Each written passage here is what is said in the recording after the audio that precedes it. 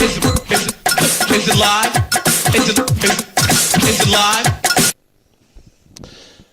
From Ruffino's on Highland Road, welcome to the Friday edition of Live at Lunch, 104.5 ESPN Baton Rouge. Charles Sandegriff, Jimmy Ott, Max Gotro, Jordan Kinchin's back in the studio, and, of course, all of our guys on Friday, Chris Massaro, Troy Macker, Bruce Marshall. Super Regionals getting ready to start at Chapel Hill, North Carolina, with North Carolina and Arizona going here just as we speak, getting ready to start the first of 8 Super Regionals. LSU tomorrow at 1 o'clock against West Virginia in their Game 1. We got 4 games today after Arizona and North Carolina. We got the second game is Miami and Louisville, so we got a lot of ACC flavor here early, and then Florida State. Puncher's chance on the road against Oregon State. That figures to be a pretty competitive series. We'll see. A puncher's chance.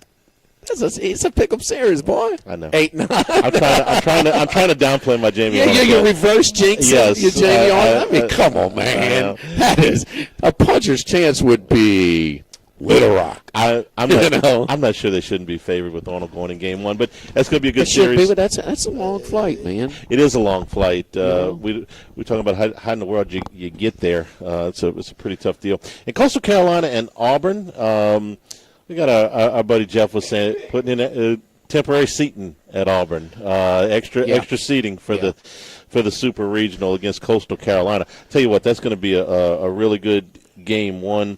The Coastal Carolina pitcher is 14-0, I believe. No, 11-0. Excuse me. 2.0 ERA. Jacob basically. Morrison, 2.19. Okay. Against Sam Dutton, who has had a great year overall, but not as good. Not in great recently. form. He gave up 5 runs in 5 innings in the regional. And his last 2 starts of the regular season were a little bit rough. A high of innings that he's thrown in his college career? By a lot, by a significant amount. So, interesting series. Series there. It seems like it's going to be, pretty popping good. Auburn, and they're hungry. They're hungry, Charlie. They are. That's going to be a good series. I think the Miami Louisville series. Neither one of those teams were a seed, but that's kind of a toss up. Before you leave Coastal Carolina, I think Coastal when they came through here and won and didn't even need an if necessary game, and then they won the whole thing. It was more offensively, hitting with their lineup. Yeah, they still ain't got to do with the beard out. This is a pitching heavy. I mean, you win 1-0 a Sunday game, or 1-0. That did catch my attention. Man, you're right. Okay, a 1-0 Sunday regional game. There ain't many of those. It's 29 game winning streak, 25. 22, I believe it is. Yeah, it's the longest winning streak. I mean, so their form is they're. Yeah, they took over when Northeastern lost. Northeastern had won 28 in a row. I think they assumed the longest win streak in the country at so that if you point. look at the number on that series, with Auburn having home field, they 21 in a row. They Sorry. think forget the seeds. They think that's the odds makers think that's an even series. Yeah, absolutely. And then that's teams that have had really good. Coastal Carolina and UTSA, they've just won a ton of games, and I get that the strength of schedule is maybe not as it's not as good as Auburn, but 51 wins, man, in 62 games. That's Charlie, it's not in the Patriot League. These are decent leagues. That's right. Okay? Coastal Carolina ran through the Sun Belt. The Sun Belt a little bit down this year. Off of some years, they're the 9th best rated conference this year. There have been some years where they've been as high as 5 or 6. So they're a little bit down, and I think we talked a little bit about why. Some of the teams at the bottom of the Sun Belt are just not financially competitive. They've always played a good brand of baseball. Teams at the top. Teams at the top are fine. No, they're not. Oh, well, compared to the SEC teams? No, not compared to the SEC teams. I'm talking about compared to their – Coastal Carolina I would put up against any Sun Belt champion in the last 5 years. But when you get – the reason their overall conference record, in my opinion, is down. Rating, which is down at 9. Is because some of the teams at the Lafayette, for instance, is not nearly as good as they have been. Lafayette usually is near the top. They usually are. And what did we talk about? They have made a decision. They're not paying their athletes. They're not going to do revenue sharing, and so you're gonna see them pay the price. But Coastal Carolina is really, really good, and I think it's going to be a terrific series. I think it's going to be a terrific series for UTSA and UCLA. Great. Both teams are in tremendous form. And I repeat myself as far as Texas San Antonio. That's one thing to go through that regional, not losing a game in Austin. And we know that Texas was compromised without their starting pitcher, but that's one game, okay? But it's also the path. And the 2 games that they played against Texas, they're down 7-1. Yeah. 7-1, and you come back and win. On the road in a regional. In Austin. Yeah, in Austin. And then you jump on them 7-1. We're bringing in our hammer, our closer, who's 8-0. He leads them in saves, but he's also 8-0. What that tells you is they're putting him. They have enough confidence in their lineup, which I think is a .317 team batting average. Yeah. Okay. 7 guys have over a .300 batting average in their lineup, and they have enough confidence in that lineup that they bring him in either tie games or close games, and he's getting those wins. 8-0, and he shut it down. Gave up 1 run, 7-2. Thanks for shopping. Because like the Murray State coach, they interviewed him. Yeah, we're up 8 runs right now, but Ole Miss is going to make a run. The crowd's going to get back into it. Little Rock, LSU's going to make a. There's no run in Texas at home because they just laid the hammer on. That's impressive, man. Being down 6 and then just, not even sweating in the elimination game. That's impressive. And UCLA, Charlie, on their side, they can't play any better. They're playing really, really good baseball right now. And forget about the name brands here. Texas San Antonio against UCLA. All right. First of all, remember, UCLA is in the Big Ten now. Okay. So some of those Pac-12 power rankings that a UCLA team might have had in the past are not really there. The Big Ten and the American, which is where UTSA is, are basically even. They are the 3rd and 4th best conferences in college baseball, and the power ranking between the two of them there's almost nothing there. It's almost identical. UTSA against Q1 and Q2 schools is 15-6. UCLA is 19-6. So you have very comparable records. You have very comparable strength of schedules here. This is not don't pay attention to the brands here. This is a very, very even series, I think. And in the odds element, as far as just think right now, if you had the NBA playoffs, where the top 3 favorites are in the Eastern Conference. Yeah. Well, that doesn't happen. What's happening here? Because one side of the bracket, and basically your conference, LSU, Tennessee, Arkansas, well, they're all lined up to play each other. Yeah. 2 of them are playing in the Super Regional, and then when they get to Omaha, very first game, they're playing. So what that does is there is a little bit of a path. That's why North Carolina, both of us, because of Knapp, because of their team, and their favorable draw this week, this weekend, they are the real favorite. They're the reality favorite. Correct. The LPI live at lunch. Oh, the LAL power rankings. Yeah. LALPI. I like a good acronym. Yeah, LALPI says we think North Carolina, but I think the price is at 15-1 at Bet Rivers. That is our Oregon State and Florida State, because then they play in the first game in Omaha, Louisville, Miami winner. They'll be the favorite. What's that mean? You don't play North Carolina first, you miss Knapp, and that's a big deal. Don't you remind you that NC State team with Rodon, like they've got this monster. No, they got much better at pitching after him than NC State had. Yeah, and Rodon that year and Knapp this year, I think, are equally as impressive. We'll have to see if Knapp can do it on the big stage in Omaha, because Rodon did. But, he did in that first game, that's the only game they won. This team is better, and their pitching staff is much deeper. Big advantage. Knapp with the ERA of 198. Kramkowski, who is going for Arizona, 473 today. Although Arizona does have a one-out double here in the top of the first inning, so we'll keep you going with that. West Virginia got into town last night. LSU in West Virginia tomorrow. They'll have some media availability later today. I'm most interested to see what West Virginia has to say about Gavin Van Kempen, who was one of their weekend starters throughout the season. Van Kempen pitched in a game on May the 16th. He went in for one batter. They had to take him out. He had shoulder soreness. That's something that's plagued him off and on all season. He did not pitch in the conference tournament. He did not pitch in the regional. What that means is, and I've done this a couple times this week, but I'm going to repeat it because I think it's important. Without Van Kempen, they ran Griffin Kern, their ace, in Game 1.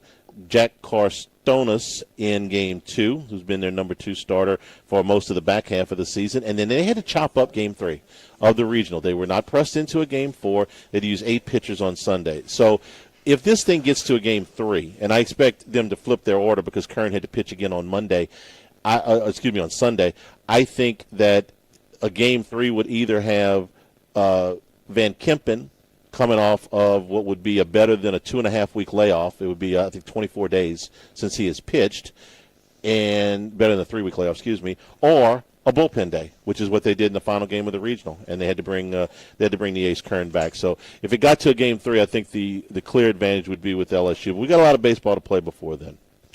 It's fun, man. Yeah, I love these weekends. Tomorrow, especially with eight games going, and today they got them spaced. You got one game from now until probably about 11:30 tonight. Appetizer features today and throughout the weekend here at Ruffino's. The crawfish beignets. Hal is already knocking them down. Louisiana crawfish tails with the green onion coulis. The shrimp and Marjorie. Eggplant to medallions, Gulf shrimp with the mushroom cream sauce. Our entree features today and through the weekend an Ora King salmon with the sauce Nantua, the rigatoni pasta, pickled shallots. Suggested wine pairing is a stout family Sauvignon Blanc from Napa Valley. Braised short ribs is our other featured entree this weekend with the mascarpone polenta, the red wine demi-glace, roasted carrots. Suggested wine pairing is a Frank Family Cabernet out of Napa. Dessert feature, a sewer rat special, key lime pie, whipped cream and lavender syrup with the graham cracker crust. Man, Chef Patrick does a great key lime pie. And always, don't forget, we have Ruffino's Old Elk. It's our Ruffino's exclusive, hand-picked, single-barrel select bourbon over here at Ruffino's. Live at Ruffino's, live at lunch, 104.5 ESPN Baton Rouge. Live at lunch. By now, you know that we do our show every other Tuesday at the Crown Sound Room at Dozy's Place. The Crown Sound Room is ideal for larger groups, or if you just want to watch the game on one of our 3 large TVs. The tamales are the most popular appetizer, but don't forget the seared tuna with the sriracha glaze. For the perfect blend of sweet and spicy, you can't go wrong also with the flash-fried oysters or the shrimp. The porterhouse is the perfect steak to share. Strip on one side, filet on the other, prepared at different temps if you like, bone in to maximize flavor. Dozy Place on Government Street, just off Acadian in the heart of Mid-City. This is Charles Hanniger for Coastal Capital Advisors. When it comes to retirement, no two situations are alike, so Coastal Capital Advisors will tailor a plan for your family's needs no matter your age or your financial situation. The bottom line is Coastal Capital Advisors will work with you and build a lifetime relationship. I know, because they work for me. For more information, contact Philip Fontenot and his staff at 337-981-1376 or online at coastalcapitaladv.com. Advisory services provided by New Age Advisors, LLC, doing business as Coastal Capital Advisors as a registered investment advisor. Securities offered through New Age Securities, Inc., member FINRA, SIPC. This hour of Live at Lunch with Ott and Hanny is brought to you by Dana Brown at the law offices of O.C. Brown, 343-1111 and OCBrown.com. Roto-Rooter for all your plumbing needs, 925-8710. Supreme Rice, grown, milled, processed in Louisiana since 1936. United Community Bank, the local way to bank big. Tex Morris at Edward Jones Investments on Jefferson Highway, 928-8659. Total Maintenance, your one-stop shop for AC, electrical, generators, and plumbing. Service today, every day for Total Maintenance and Coastal Capital Advisors. Markets evolve. We adapt.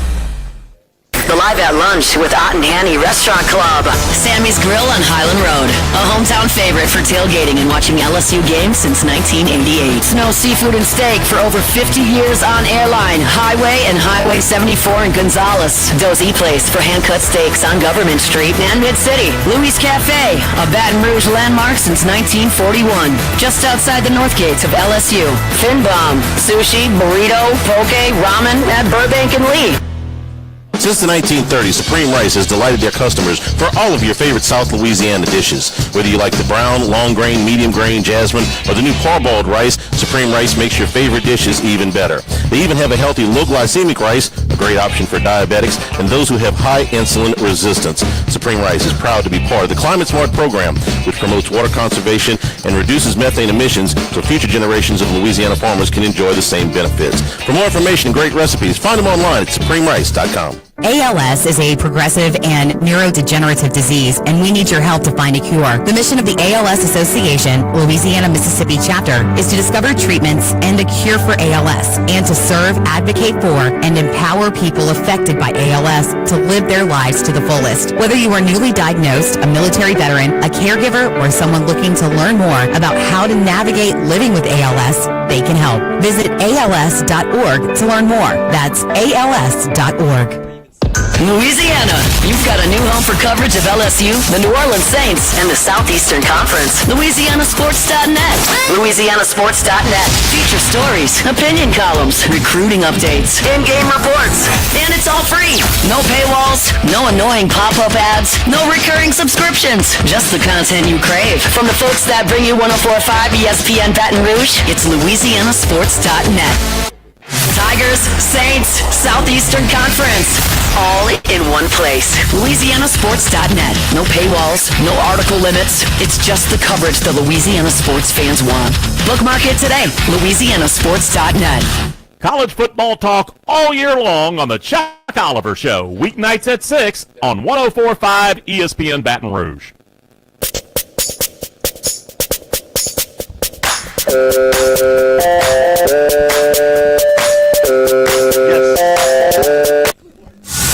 Live at lunch with Anhani from Ruffino's on Highland Road on 104.5 ESPN, Baton Rouge. Yes, indeed. Of course, the Belmont Stakes this weekend. And it's not just one race. I mean, that's the big one. But it's a tremendous card and tremendous setting. You know, the second year that it's in Saratoga, the oldest racetrack in the country. Beautiful Saratoga. Love going to uncommon ground, full of breakfasts in the morning on Broadway Street downtown, and go to see the clockers early in the morning, and going out a little bit of an adult spring break, but it's really cool. It's everybody's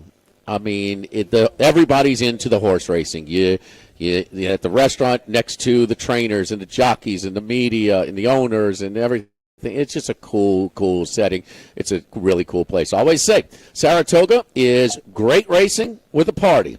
Del Mar is a great party with some racing. Let's go live to Saratoga. My buddy Chris Massero, who's with us every day, with my boy Paul Bovey, who's still holding his head low a little bit with the Knicks going down in the conference finals. Chris, how is it at Saratoga? Oh, it's beautiful, Jimmy. A little overcast today. We got a little rain last night, broke the high temperatures. It was in the mid-90s yesterday. It was a little insufferable up in the grandstand, but we're a little bit cooler today, expecting some rain a little later. We're moments away from the second race, so if you hear a little background noise of Frank Miramati calling the second race, that's my apologies. No, we love it. We love it. The one I did, the last radio report I did live from the track was at Del Mar, and our server, she kind of dropped an F-bomb on live radio. I think I was anchoring that day, yeah. It's coming back to me now. I was doing some picks on Moscona's show or whatever, but anyway. You survived the conference finals, but who did you have last night in game one? And, I mean, what do you think? I mean, we were ready to anoint this OKC team, as one of a historically best in a regular season defense and record. And I don't know, man. You got 19, 20 turnovers at half. You better have more than a 10-point lead at home in game one. I was just saying to somebody, the Pacers would have blown out OKC if it wasn't for those ridiculous turnovers in the first quarter, a record 10 turnovers in the finals in one quarter. But if you look at the game, it's kind of crazy. The Pacers out-rebounded OKC, a team that got totally dominated in the boards by the Knicks, 56-39 rebounds. Assists, 24-13. That was very shocking. I looked at that this morning. How in the world does the OKC Thunder only have 13 assists? You have SGA, 38 points. The rest of the team is just standing around. I mean, no one did anything. There's no scores, and the balance scoring on the Pacers is very pronounced. 6 players in double digits. Siakam led with 19. No one more than 20, but a lot of guys balanced. And they just dominated the game. If they didn't have those turnovers, I think this would have been a cakewalk win. And I'm confused with what OKC's doing. They obviously don't have the coaching advantage as you have, Carlisle with a big advantage, an ex-NBA champion coach. So I listened for 2 straight days how no one could possibly beat OKC.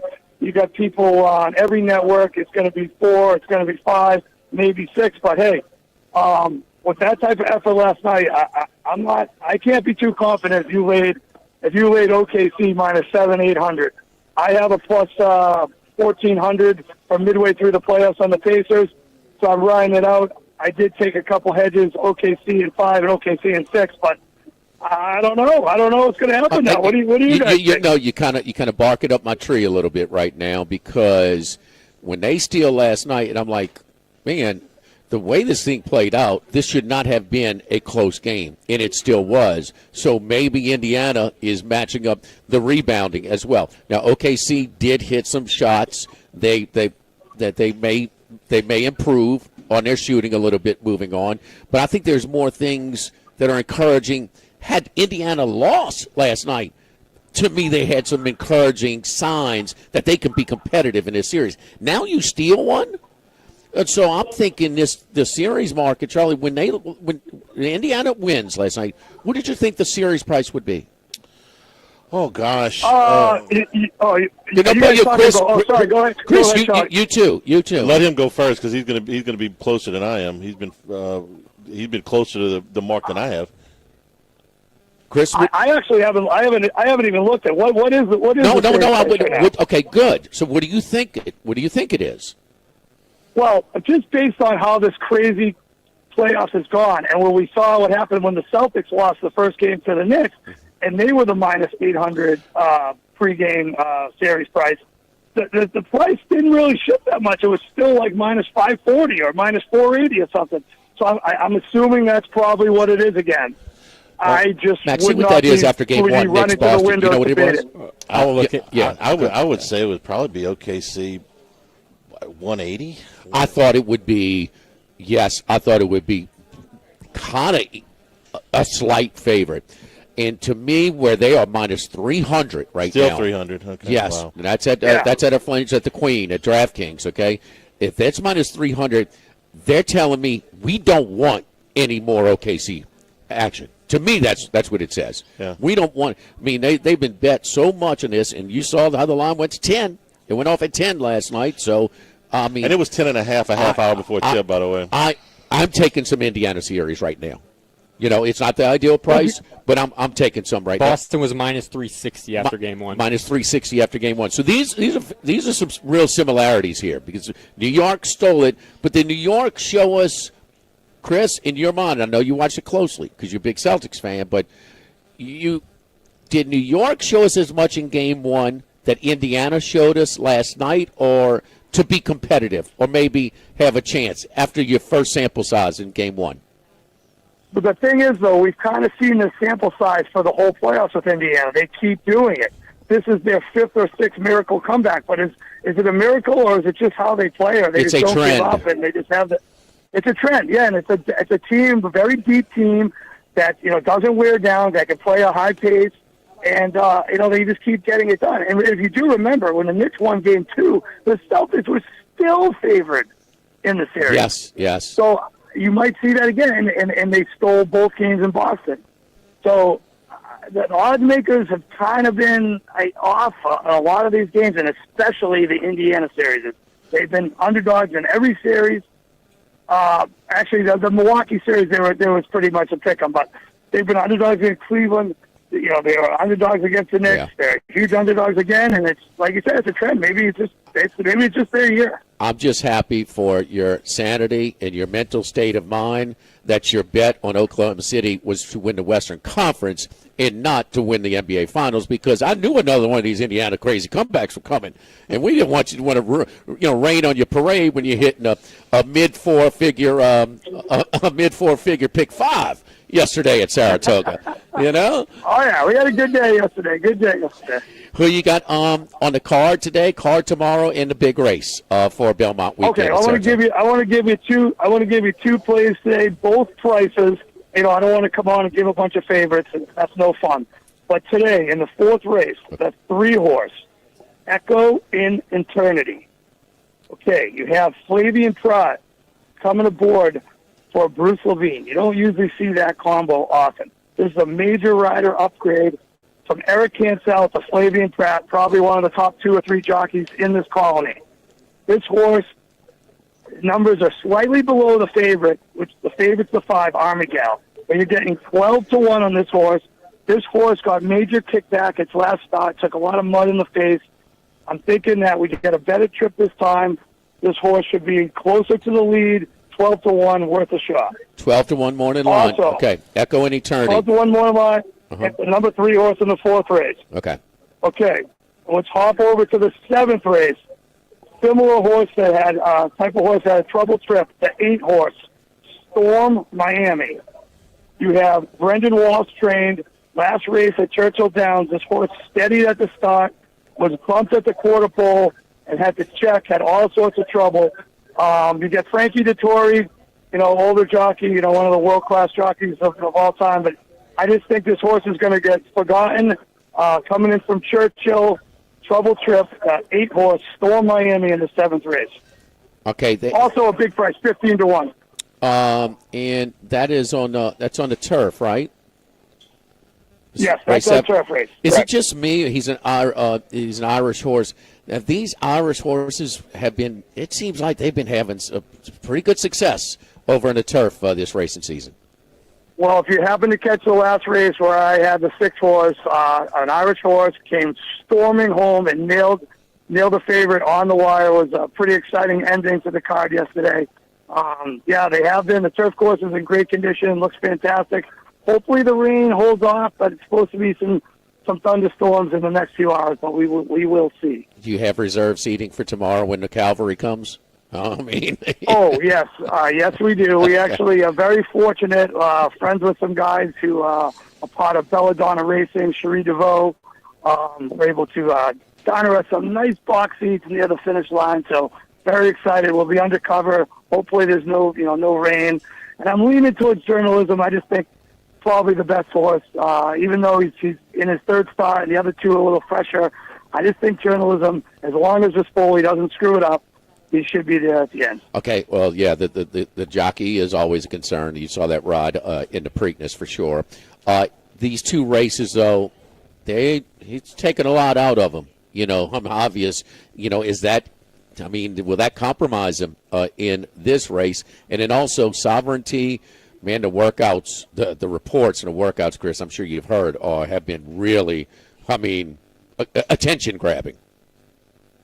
Yes, I agree, but if you also see how good journalism just looks on the track, the horse is just one of the most beautiful horses, and as we talked a couple weeks ago, we weren't sure he was going to run because, after a race like that, we have all that trouble, you get banged around, you usually don't come out of it great.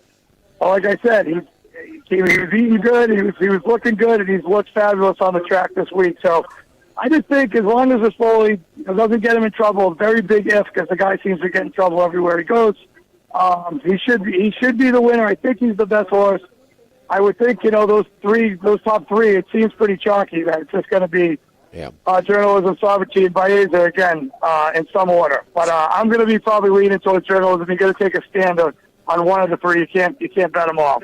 So, Charlie, Chris is at the track. We have a group that's going down to Beau Rivage. I won't be able to go, but the Beau Rivage to watch. It's a 14 race car. We're into it. We're going to watch. But can you get the casual sports fan, just the mainstream sports? Can you give them something to watch? And you got this journalism sovereignty matchup now, which we didn't know if we were going to get. So you got a little juice. And I'm fine with it being at Saratoga when it's just a dual meet and there's no Triple Crown on the line. Yeah, and it's the next best thing to having somebody go for a Triple Crown is the heads up between, we see some of those classic matchups, the Sunday Silence, Easy Goer type, things. Firm Dally Dar. Yeah. There's a lot of them. Maybe we can get something like this. I will tell you though, you were out yesterday, but Colucci says he gives Baeza a real shot to win this race. Baeza? Over both of them. Yeah. What do you think about Baeza, Chris? Before we let you go. Oh no, I think he's great. I think he's great. He had a trouble trip too in the Derby. The only thing I question is, California shipper coming into Saratoga sometime. I know journalism is as well, but McCarthy's been able to win all over the country. So I'm just not sure if Baeza is good enough, but I think it's going to be those three in some order. I'm just not sure which order, and I was going to lean journalism. But you're right. The matchup with these two, and hopefully we get them the whole summer racing back at Saratoga again later this summer. With we get a bunch of duels. It'd be awesome. Were you with Bovey when Halliburton hit another one? Did he have flashbacks last night? Oh, is he okay? No, he actually left early. He ducked out early. Didn't even see the end of the game. He had the over 21.5 live, and ended up losing by half a point. He's upset, but he just hit the two in the second race there. He's been dancing in front of me the last 10 minutes. Go ahead. Come on, Bovey. We need some good things to happen to you. You deserve something for the Knicks fan with that ownership. I mean, you're gonna keep it going. Keep it going, man. Chris, you might be the next head coach, Jimmy. I'm telling you. I mean, hey, weak at the all-important position of ownership. My boy Charlie Hannegriff taught me that. Chris, y'all have a great time. Tell Bovey you said hello. Keep it up. Let's get some winners.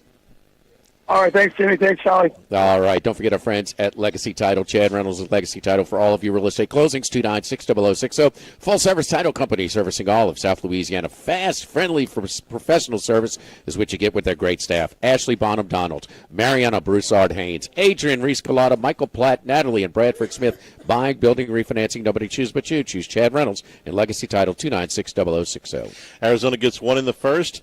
North Carolina answers with 5 in the bottom half. 5-1 Tar Heels going to the second. Live at lunch from Ruffino's, 104.5 ESPN Baton Rouge. Live at lunch. Workbox can handle all of your movable storage needs, commercial and residential. Our shipping containers come in various sizes, 8x8, 8x10, 8x20, or even 8x40 feet. Not just one size. These units can be customized for any use. Custom lunchrooms, offices, work sites for plumbers or welders, dual purpose, part office, part storage, climate control, shelving, lighting, using different materials, whatever you need. Give my buddy Martin Padiella Workbox a call at 343-4886, 343-4886, and workboxllc.com. Attention vehicle owners. Before you trade your transportation, let K&M Automotive give your vehicle a new lease on life with a remanufactured product from Jasper Engines and Transmissions. A Jasper remanufactured engine, transmission, or differential will extend your vehicle's life, giving you the extra cash to do the things you really enjoy. And Jasper offers a 3-year, 100,000-mile nationwide parts and labor warranty. K&M Automotive, 636-2875. That's K&M Automotive, Siegen near Perkins. Get Moss Max and less text during happy hour at Modesto. Join us Tuesday through Friday, 2 to 6 p.m. for $10 20-ounce margaritas and Dip Trio with $5 drink specials and $6 seasonal cocktails. Eat Modesto, 3930 Burbank Drive. Pizza that's true to its hand-tossed wood-fried tradition. Roca Pizzeria is heating up its new half-off happy hour, Monday through Fridays, 3 to 6 p.m. Come enjoy 50% off margarita, pepperoni, 4 cheese, craft cocktails, wine by the glass, and draft beer. Roca Pizzeria, 3897 Government. Need more space? Workbox LLC has the storage solutions you can count on. Whether you're a homeowner, commercial contractor, or industrial business, we have the space for you. Our secure, versatile storage units are ready to meet your needs. Contractors, keep your site organized and efficient. Store your materials with us and access them anytime you need. Businesses, industries of any size, Workbox LLC is your trusted partner for flexible, safe storage. Workbox 343-4886 and workboxllc.com. Get the 104.5 ESPN Baton Rouge mobile app powered by Bayou Ford and tap the microphone icon to send us your thoughts in an audio message. Your message could be played on air. Find our app in the Apple or Google Play Store. For direct links, visit 1045ESPN.com. Tigers, Saints, Southeastern Conference. All in one place. LouisianaSports.net. No paywalls, no article limits. It's just the coverage the Louisiana sports fans want. Bookmark it today. LouisianaSports.net. The new location of Los Reyes Mexican Grill on Wesley across from Mike Anderson's. Man, the place looks great. Lots of indoor and outdoor seating options with plenty of big TVs to watch all your favorite games. All of the traditional Mexican cuisine.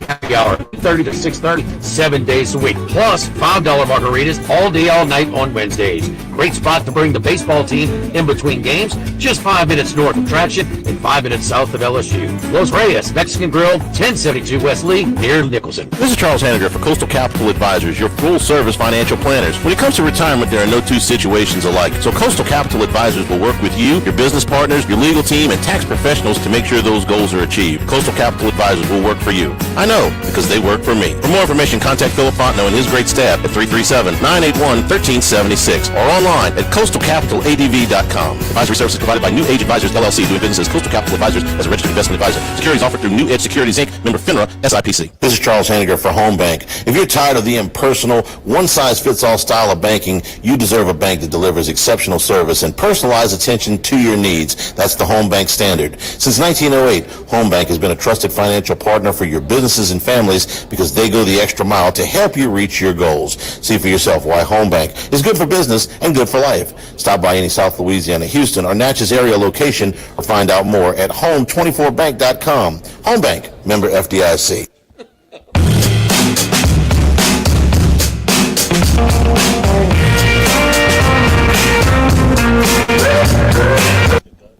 Jimmy, Charlie, and Troy. Three best buddies sitting around talking sports bets. Let's welcome in Troy Macker from Bet Rivers. Hey, Troy, how you doing, buddy?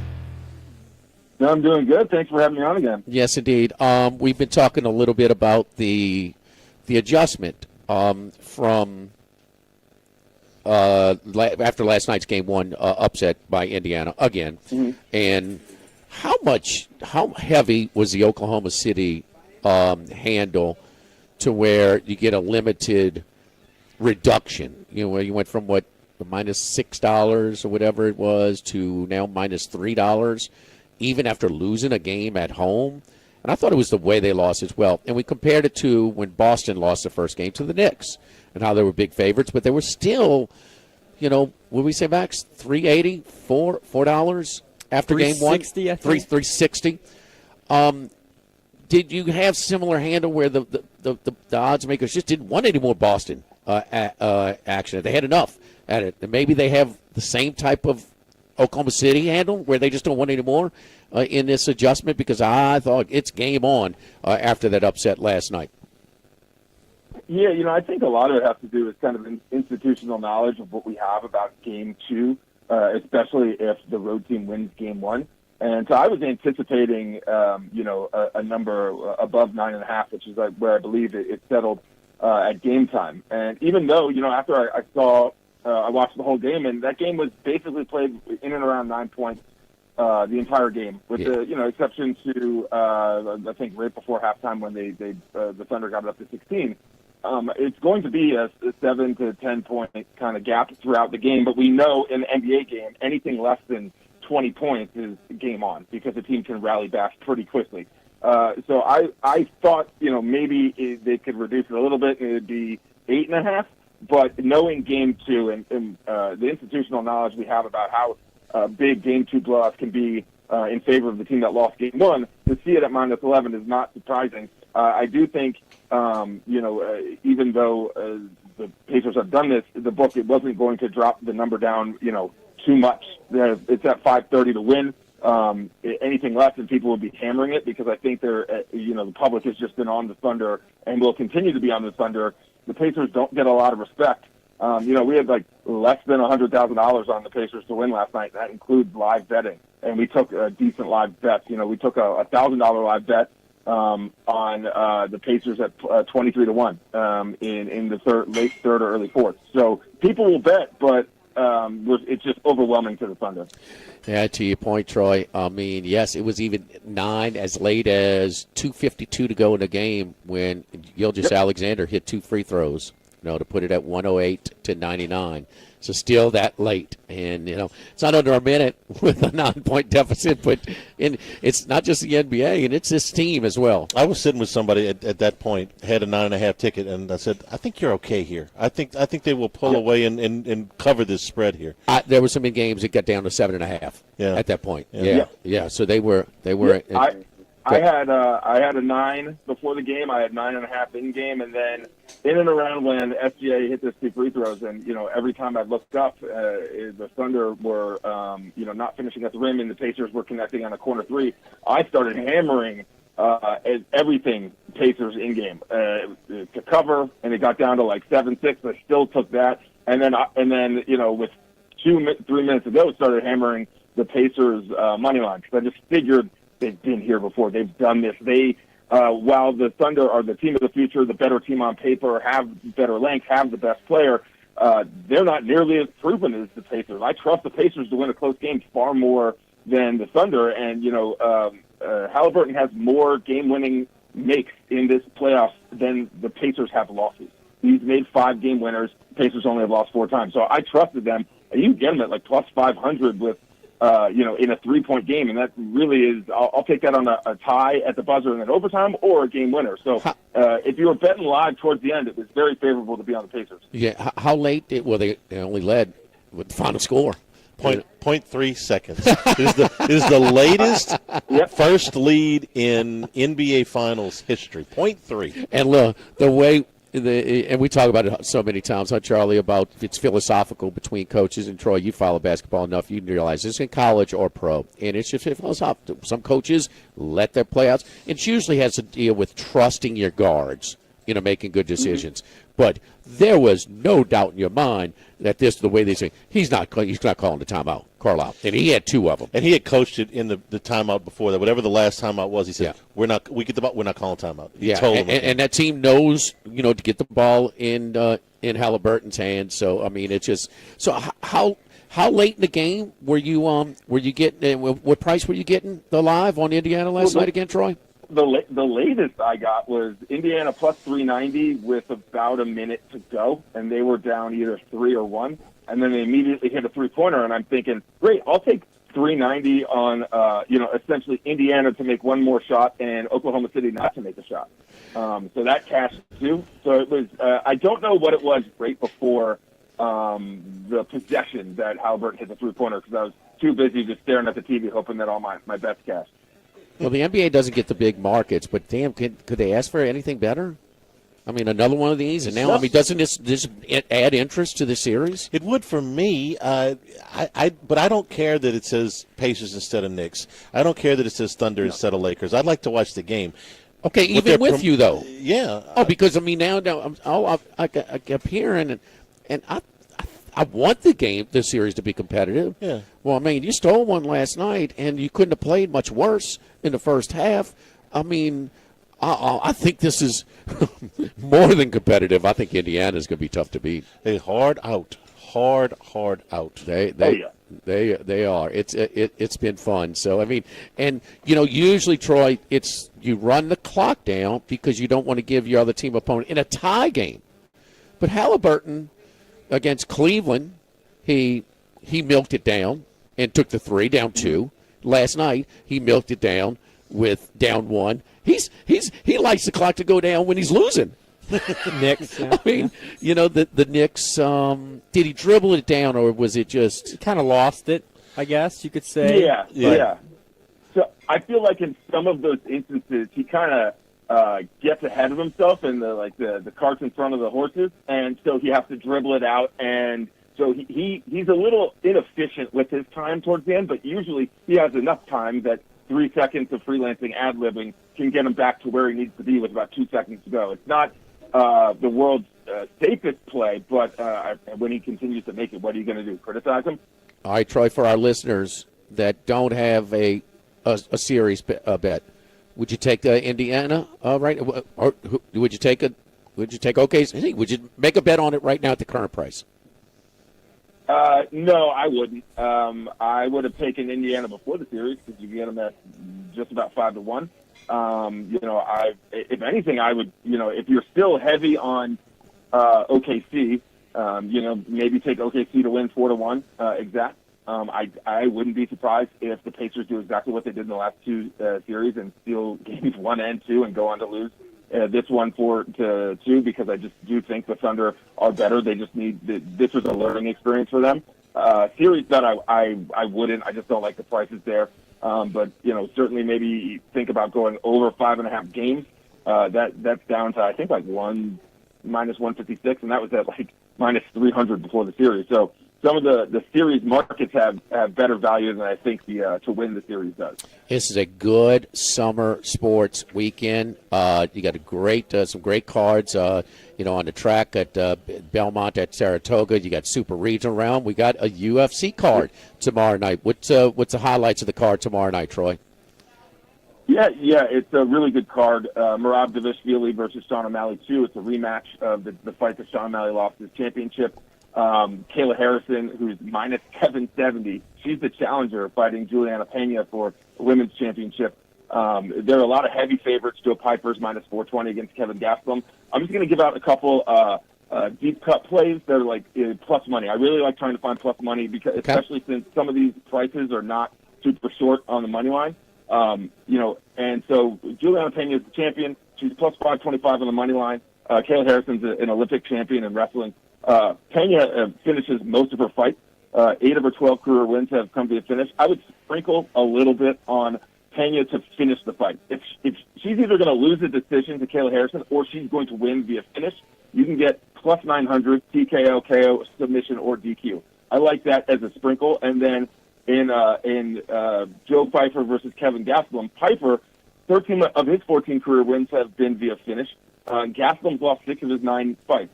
Instead of taking Piper to just win outright at minus 420, I would take him plus 120 to win via TKO, KO, submission, or DQ. So I'm really trying to find some plus money here. And then one underdog is Vincent Luke, plus 210 on the money line to defeat Kevin Holland, who's minus 275. This is going to be a banger. Luke has heavy hands and really, really strong arms. He can put a vice grip on anyone. Holland likes to engage and have really wild fights that opens himself up. I don't see this going decision, so I'm really looking at plus money this weekend because I just don't love some of the normal lines, and I'm looking at plus 900, plus 120, and plus 210. But would exactly on the Luke fight is the bet? That's his money line, right? Yeah. Money line? It's just money line, yeah. Okay, yeah. Okay. Luke money line, plus 900? Plus 200 for plus him. 200. That's the smaller one, yeah. So it's 200. Yeah. Okay. Yeah, Juliana Pena to finish the fight. And then also one I didn't mention, is Sean O'Malley in the main event. He is the best hands, the strongest hands in his division. I do think he loses via decision, as he did in his first fight, but I think the play there is to sprinkle some on him to win via TKO or KO. Eliminate the submission, you get it for plus 400. So instead of taking him to win at plus 235, if he's going to win, it's going to be via KO or TKO, so I'll take that at plus 400. All right. O'Malley, KO, TKO, plus $4. Luke, money line, plus $2. Piper, TKO, submission or DQ. And then Pena to finish the fight. We got action, Charlie. I'm in.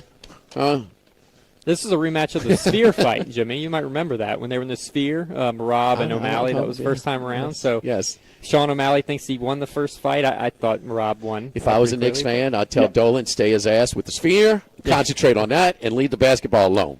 So, I mean. Good luck. The fans there have been saying, you know what he does when somebody says that? He throws them out of the garden. Yes. Even if you're Charles Oakley. You know, I want a nickname like Worldwide Ot. You know? Huh? And I can start naming coaches. What you think, Troy? Huh? Not bad.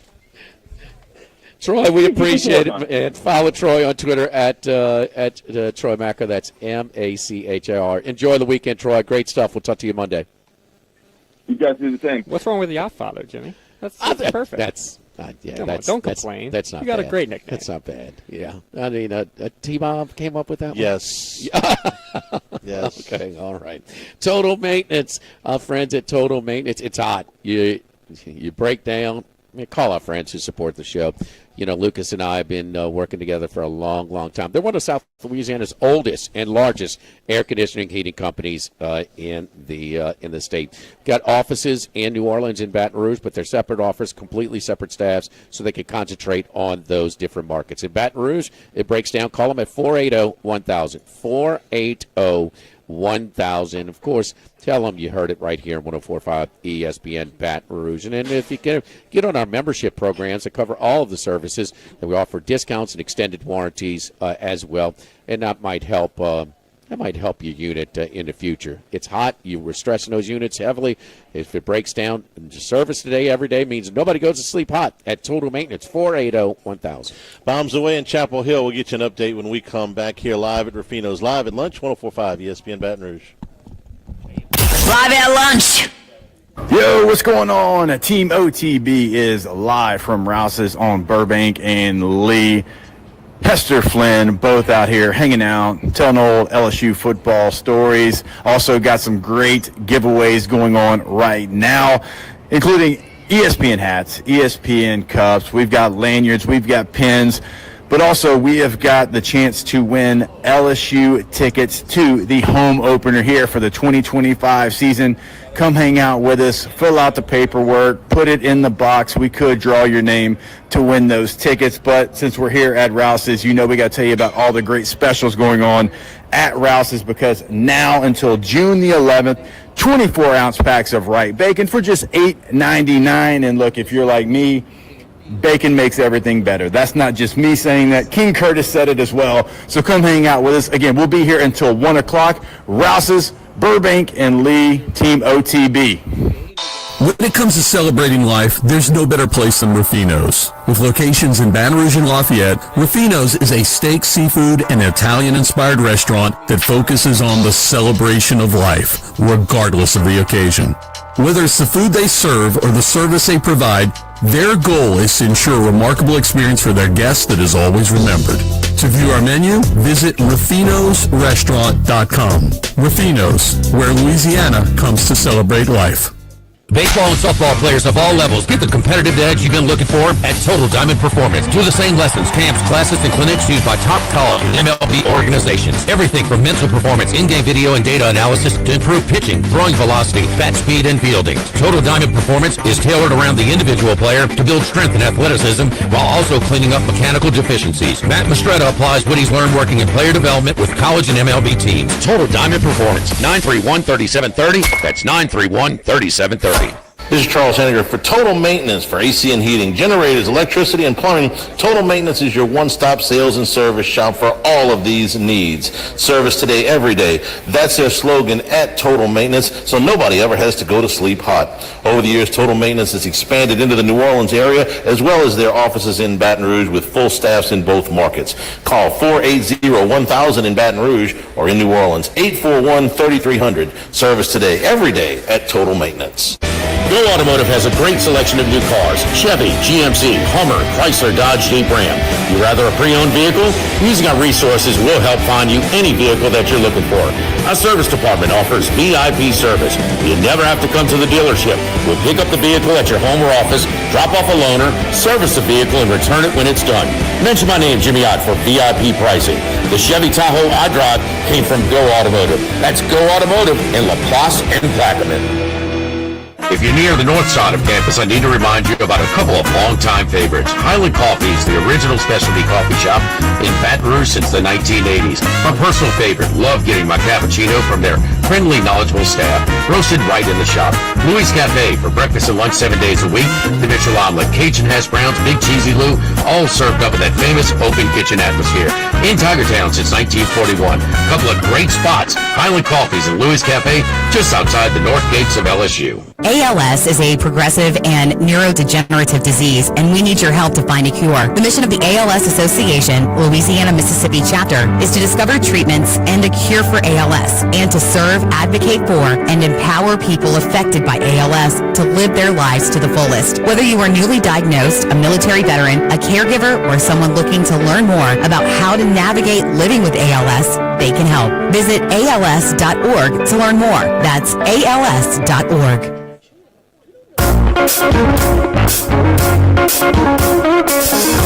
Live at lunch with Angani from Ruffino's on Highland Road on 104.5 ESPN, Baton Rouge. So from Chapel Hill, North Carolina, it's over. It's second inning. No, it's over. What? So Whoa. Jake Knapp, the stud, pitcher of the year in the ACC, going for North Carolina, has actually given up 5 hits. They have hit some balls really, really. Arizona has hit some balls really hard. They've scored a run, but with the bases loaded and 1 out in the top of the second inning, they grounded into a double play to end the threat. I'm not sure it matters because North Carolina's going full bombs away. It's 8-1 in the bottom of the second. Arizona has changed pitchers from their ace to a guy with an ERA of 7. So if they hit the ace for 8 runs in an inning and a third, I'm thinking that they're going to hit the guy with the 7 ERA who just got saved by a diving stop in the gap. A couple of 3-run bombs for North Carolina. It's 8-1, bottom of the second inning. And Arizona, you bring in a guy in the second inning already with this. Yes, put this guy. You're down 7-1. And I would too. I mean, absolutely, I'm not 100%. Not burning any of my guys. But if Knapp is throwing more pitches, he's not as likely to go deep. You want to work them. There's another Willie Mays catch out in center field. Yeah, 2 great plays to save this guy. Some loud outs. It's over. For Arizona, this is about how fast can you get Knapp out of the game and make them use some bullpen because this offense is rolling for UNC. It's not over. It's over. There's no money line available. It's over. Live from Ruffino's live at 104.5 ESPN Baton Rouge. Okay, Secretariat. There's no money line. Live at lunch. At Town Square Pizza, we take pride in serving Baton Rouge with fresh, delicious, piping hot, personalized pizza with unmatched speed. Whether you're a downtown worker, a family looking for convenience and value, or an out-of-towner staying at one of the nearby hotels, Town Square Pizza is the spot for you. Try a specialty pizza like the Spanish Town Supreme or custom build your own. Family packs, kids' meals, and salads are available as well. It's hip to be square at Town Square Pizza, downtown facing. What else? Town Square. Since the 1930s, Supreme Rice has delighted their customers for all of your favorite South Louisiana dishes. Whether you like the brown, long grain, medium grain, jasmine, or the new parboiled rice, Supreme Rice makes your favorite dishes even better. They even have a healthy low glycemic rice, a great option for diabetics and those who have high insulin resistance. Supreme Rice is proud to be part of the Climate Smart program, which promotes water conservation and reduces methane emissions so future generations of Louisiana farmers can enjoy the same benefits. For more information and great recipes, find them online at supremerice.com. Baseball and softball players of all levels get the competitive edge you've been looking for at Total Diamond Performance. Do the same lessons, camps, classes, and clinics used by top college and MLB organizations. Everything from mental performance, in-game video, and data analysis to improve pitching, throwing velocity, bat speed, and fielding. Total Diamond Performance is tailored around the individual player to build strength and athleticism while also cleaning up mechanical deficiencies. Matt Mastretta applies what he's learned working in player development with college and MLB teams. Total Diamond Performance, 931-3730. That's 931-3730. Now, everybody's been to Louis Cafe by campus. Heck, it's been around since over 80 years now. We're still doing delicious omelets like the Mitchell, cheesy grits, big cheesy Lou, and those Louis' original Cajun hash browns. We now offer a pickup window. Just call in your order at 346-8221. Give us 15 or 20 minutes, and we'll have it ready for you. Our hours are now 6:30 a.m. to 2:30 p.m., 7 days a week. So next time you visit campus, make it a point to stop by and visit an old friend. Louis Cafe, just outside the north gates of LSU. Sammy's Grill on Highland Road since 1988. A hometown favorite for tailgating and watching LSU games in a casual atmosphere with the friendliest service. Right now we're boiling crawfish 7 days a week. Monday through Friday, first batch comes out at 5 p.m. Weekends at noon. Sammy serves a wide mix of authentic Louisiana food prepared to order with the best ingredients available. Fresh Louisiana seafood, Cajun favorites, burgers, and po' boys, all built from scratch. Our kids' menu and popular appetizers are sure to please the pickiest of eaters. Sammy's Grill on Highland Road, near Starring since 1988. By now you know that we do our show every other Tuesday at the Crown Town Room at Dozy Place. The Crown Town Room is ideal for larger groups, or if you just want to watch the game on one of our 3 large TVs. The tamales are the most popular appetizer, but don't forget the seared tuna with the sriracha glaze. For the perfect blend of sweet and spicy, you can't go wrong also with the flash French fried oysters, or the shrimp. The porterhouse is the perfect steak to share. Strip on one side, filet on the other, prepared at different temps if you like, bone in to maximize flavor. Dozy Place on Government Street, just off Acadian in the heart of Mid-City. This is Charles Hanniger for Coastal Capital Advisors. When it comes to retirement, no two situations are alike, so Coastal Capital Advisors will tailor a plan for your family's needs, no matter your age or your financial situation. The bottom line is Coastal Capital Advisors will work with you and build a lifetime relationship. I know, because they work for me. For more information, contact Phil Fontenot and his staff at 337-981-1376 or online at coastalcapitaladv.com. Advisory services provided by New Age Advisors, LLC, doing business as Coastal Capital Advisors as a registered investment advisor. Securities offered through New Age Securities, Inc., member FINRA, SIPC. Injuries don't wait for office hours. Neither does Brock. Our after-hours clinic is open nights and weekends, 7 days a week for breaks, sprains, and strains. Walk in anytime. Learn more at brortho.com. brortho.com. Yo, what's going on? Team OTB out here at Rouse's on Burbank and Lee, and we're going to be out here until 1 o'clock hanging out. Come see us. We've got some great giveaways. We've got Tiger tickets to the first home game of the season. All you got to do, fill out a little slip, put your name on there, put your number. We drop it in a box. We pull a winner. We have got $104.50 gift cards. All you got to do, a little Plinko, a little Price is Right style, just drop it. And if you land in the 5, you get a gift card to Rouse's. Great value there. And look, we got shirts, we got hats, we got the whole deal. And look, you want to come to Rouse's because we got some big baseball games going on here in the near future. Don't know if you heard. So you got to get ready, be it if you're tailgating over at the stadium or if you're having a watch party at your house. Rouse's has everything that you need to make your tailgate, your party, the best tailgater party. Come see us, Rouse's, till 1 o'clock. Why do billion-dollar insurance companies regularly delay and deny valid claims? Because that's how they got to be billion-dollar insurance companies. If you've been injured, I'd like to help. Spencer Callahan is the one to see. 438-7323. LA filing number 16-7969. WNXX Jackson, KNXX Donaldsonville, and WDGL HD2 Baton Rouge. This hour brought to you by Spencer Callahan Injury Lawyers. LA 21 12681. Offices in Baton Rouge.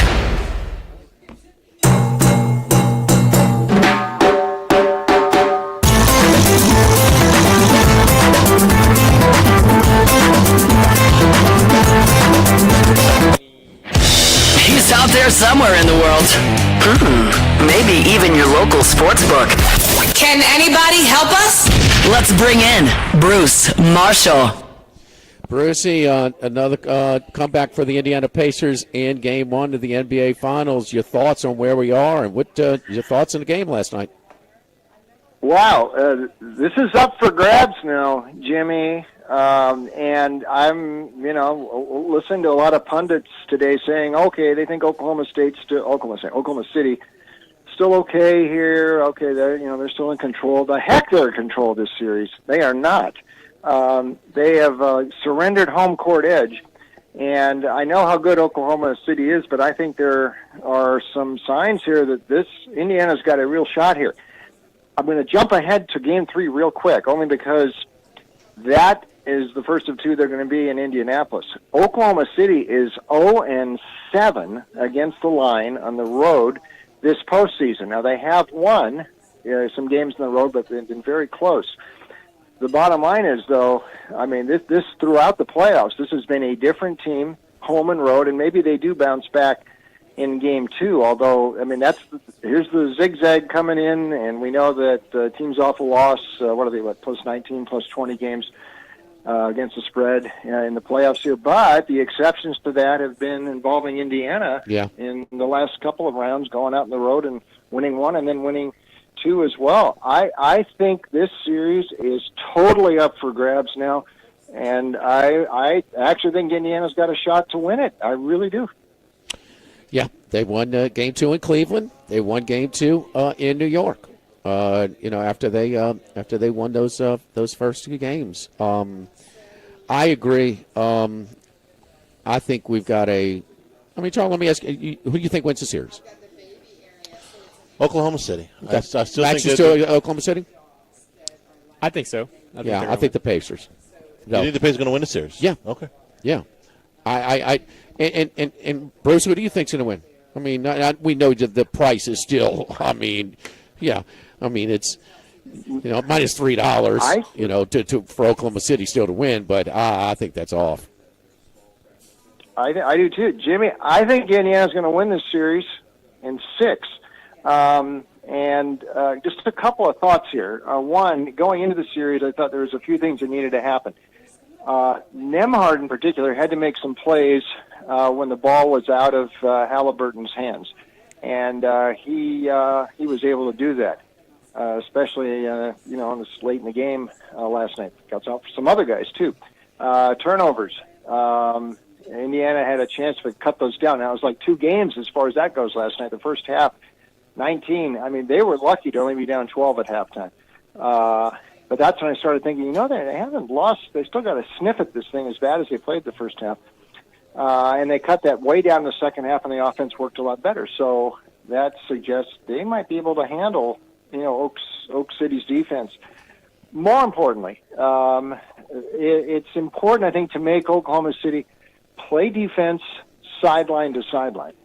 And you need good ball reversal, and Indiana can do that. This is a very eye-pleasing it's a random sort of passing game, but this is how the passing game should work. And Indiana moves the ball so well. The ball reversal, Minnesota didn't do near enough of that in the West Finals, and the Thunder was able to pretty much load up in the paint because that's where Minnesota kept going with the ball throughout that series, especially when they started to lose contact in those games in Oak City. The score lines mounted. Indiana's not going to do that, and so I think in those parameters there, Indiana might be able to, if they can execute that, they have got a real shot in the series. I'd also point out, late, if these games are close, Indiana obviously thinks it's going to win. And at times this postseason, Oklahoma City, the offense, in these close games, it tends to go right through SGA a bit much. I know how good he is. 3-point shooting has not been all that great for Oak City throughout the playoffs here. So I think they are vulnerable here. And you talk about a team on a hot hand. I think it's the Pacers. We'll see. Oak City did lose that opener to the Denver series and bounced back, but that took them 7 in that series. I think Indiana's got a real shot. I really do. Of course, it's easy to say you'd like to have a ticket on Indiana at the original price before, but the price that's available right now, I'm fine going to get plus 240 with Indiana. I think that's a real value. So I mean, look, a lot of this, and listen, it's just the media. That we want to talk about the GOAT and legacy before even things happen. I mean, there were actually people talking about a dynasty. With Oklahoma City, can they win one? And this will be. We want to know one thing about this outcome, and that will be the 7th straight year the NBA has had a new champion. So I mean, the league is got a little. It's tough to repeat right now in the league for whatever reason. But I got to tell you, boy. So one thing first, the 11. You're going to take the 11 because the bounce back number is a little inflated in Game 2 tomorrow on Sunday night, right, Bruce? It is, and I think they've priced that into the zigzag here, which, like we said, has worked pretty good in the playoffs, really good. Yeah. Except these games with Indiana in Game 2. So we will see. On one other note, Game 3 is where Indiana has really struggled, but they've been ahead in 2-0 in all the first 3 rounds, and then that is Game 3 where they've gone flat. So there have been some odd sort of trends involving the Pacers this postseason, but we'll just worry about Game 2 for now. You want to weigh in before we leave the NBA on the Knicks? I mean, is this just reminding us, Jim Dolan reminding us why they've been so bad for 25 years, for so long? Yeah. He's reminding us why he's Jim Dolan. I mean, he'd been sort of out of the hadn't been thinking about it too much lately, but here we go again. I don't know. I mean, listen, the Dallas Stars did the same thing today, too. They fired Pete DeBoer. I thought he sort of, and Max mentioned this last week about, maybe he shouldn't have thrown Jake Ottinger under the bus so much. But some of these coaches, like DeBoer and like Tibbs, I mean, it's like, okay, we brought you here to win a title. That's a pretty high bar. Who are they going to get better than Thibodeau? Who are the Stars going to get better than DeBoer? I don't know. But it seemed kind of rash to me. Listen, the Knicks. If it's winning a championship, maybe Leon Rose is the guy, the GM. You should be held more accountable because the roster we put together wasn't. There's some flaws in it. They're good and they're close to East Finals but I don't know any coach that would have got the Knicks farther than Thibodeau did. So we'll see. Rose is the one that traded 5 picks for first-round picks for Mikal Bridges, who's a nice player. They weren't high picks, were they? What was the highest pick? Well, they're futures, so I mean they're first-round picks. Where they land, anybody's guess. No, but, I mean they're still first-round picks. While we're on bad management, can I ask this question because this move was expected yesterday, but it still shocks me. I've been knowing about it for 2 months, and it still shocks me. The Pittsburgh Steelers, one of the finest organizations in all of professional sports, signs Aaron Rodgers. This is the kind of thing, you don't have to come to OTAs. Show up for minicamp next week, and we're fine. And it's a Pittsburgh team that has a good roster, a playoff roster, but is not on the doorstep of a Super Bowl. This is the kind of thing the Jets do. This is the kind of thing the Raiders do. Right. This is the kind of thing Washington did when Snyder was the owner. Bruce, I am flabbergasted. Not that Aaron Rodgers has got a 1-year contract to play another year in the NFL, but that it's the Steelers that signed him. And like I said, we've known about this for 2 months. But your thoughts about that, because it just seems like such a mismatch. Yeah, I agree with all that, Charlie, and I think this is in the works even during the draft, and that's why the Steelers they got Will Howard in the 6th round, they didn't really address it too much. I have a strange thought about the Rodgers signing here. I almost think he's sort of a safety blanket for them, and that from what I've heard. They think they can win with Mason Rudolph. He got him to the playoffs 2 years ago. Now they brought him back from Tennessee and where he was last year. And I will right now. I think Rodgers is not going to start every game this year. I think he's on a much shorter leash, and I think all the circus that surrounds Rodgers, they don't allow that stuff in Pittsburgh. And I think Rodgers, that's been pretty clear to him. Now he can be on Pat McAfee and do what he wants as far as that goes. But the circus atmosphere that surrounded Rodgers in New York, that ain't happening in Pittsburgh. And that's why I think you're spot on, because this does seem like an awkward fit. But I think there's another part to it. I really think they believe they can win with Mason Rudolph, and Rodgers just gives them another option here. And it's not just Rodgers with Pittsburgh. I could be totally wrong on this, but from what I'm hearing, they actually don't mind if they have to go with Rudolph here. So we'll see, but it does seem, organizationally, you're right. Seems like one of the most awkward fits you could find. Bruce, the NBA matchup is not a great. It's not a big market bonanza by any stretch. And in the Stanley Cup Game 1, it had a very poor rating, lowest rated, least watched Game 1, the Cup Finals since COVID delayed Canadiens Lightning back in 2021. But they got both got tremendous games, and now maybe something to build on moving forward. But it was a good one. With just seconds to go at the end of overtime for the Oilers to take a 1-0 lead. Do the Panthers bounce back tonight? Yeah, I might give the Panthers another shot here tonight, just because they've been so good on the road, and I have such a high regard for Florida here. But for the first time watching that game on 2 nights ago, and I was sort of thinking, Florida's going to get this thing again. I am totally not sure right now.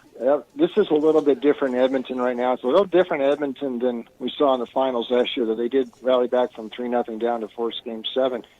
I mean, since the Game 3 of the opening round against the Kings, I mean, this team has just picked up the pace from about the middle of the second period on in Game 1.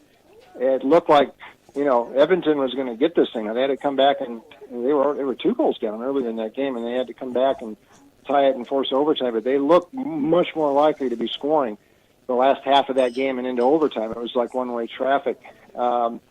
They picked up the pace, and you talk about shrewd GM, what Bill Zito did during the season, and at the deadline, adding Seth Jones from Chicago. He had to get out of that situation in Chicago and he's a top-line defenseman, and he is really good. And adding Brad Marchand, too, it's just to get a guy like that who's won a cup before, he adds so much creativity to another line. He's on their third line now, but he's added more bite to that. I thought, Florida was just gonna roll through here, but Edmonton looks like they got an answer, even if Zach Hyman's out. So I'm kind of thinking the Oilers might win this series now, even though Game 2, I still might give Florida one more shot to bounce back. But this one might go 7, and I'm thinking Edmonton actually might get it. We'll see. Yeah, after falling behind 2-0 to the Kings in the first round of the playoffs. And they've come back. All right, this is a new segment with us, Bruce. It's called Max's History Lesson. So we think that Max is got a lot of promise, as a sports talk show host, but he needs a better command, at least of the Super Bowl era for the NFL. So explain to him, Bruce, before I fill in some of the details, why was an undefeated team? Only team finished undefeated in the history of the NFL. Why were they underdogs in the Super Bowl? Explain that to Max. That's the Redskins. We can call them that still. It was a very tight spread in that game. I believe Miami had been an underdog the previous game at Pittsburgh in the AFC title game. Close. You got to explain that to him. Why were they playing at Pittsburgh when they were undefeated? Back then they did not. It was predetermined who would be the rotations for home fields in the playoffs were until 75, I think, and they finally changed it. So that's why Pittsburgh was at home, and that's why. There are still Raiders fans who believe if the Immaculate Reception was overturned, they would have won that game, and the Raiders would have hosted Miami in the AFC title game. And there's a lot of Raider fans think they would have won that game. But Miami was on the schedule had broken so well for Miami that year, and they barely got through the Browns in the first round of the playoffs, and that was still with Earl Morrall at quarterback. Greasy had just come back in the previous game against Pittsburgh in the AFC title game. That was not an easy game, and Washington was roaring at that point. They had shut down Green Bay in the first round and destroyed Dallas in the NFC title game. I think that had a lot to do with it. 26-3. Raucous. That was the height of the George Allen years in Washington, and they looked almost unbeatable against Dallas, and that's why they were a slight favorite in the Super Bowl. Miami was a better team the next year. I always believe this, even though they lost twice the following season when they won the Super Bowl, but the schedule was way, way tougher the following year. But, they won it 2 in a row, and they won that game against the Redskins, too. A few add-ons, Bruce. Dallas killed Miami in the Super Bowl the year before. They beat them decisively. You talked about how Miami played 2 one-possession games in their 2 playoff games, and Washington destroyed, Green Bay. And the other thing is the schedule. How many of the 14 teams had winning records that the Dolphins played? It's a 14-game schedule. The Giants were the only team with a winning record, 8-6.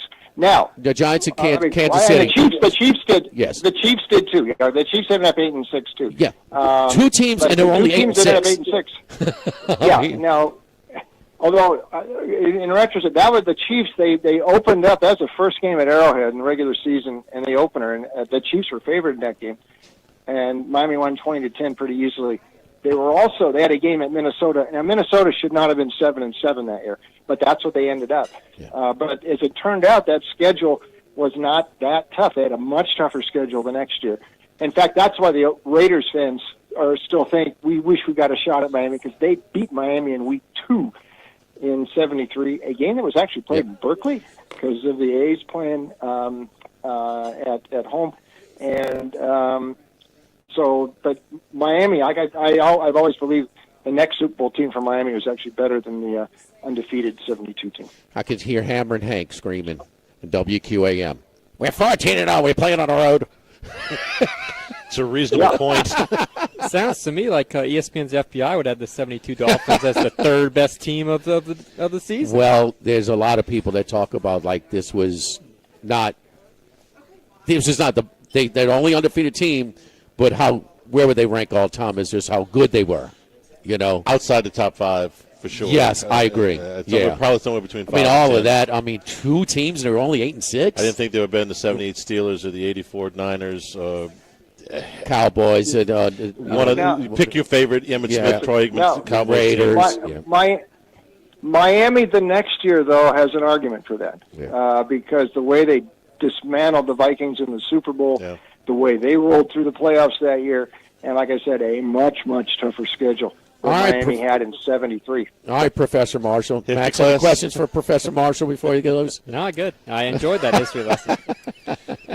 Back in school. History lessons for Max's history lessons. Thank you, Professor Marshall. Enjoy your weekend. We'll talk to you next Friday. You're welcome, boys. All right. Don't forget, he doesn't throw anything at Bruce.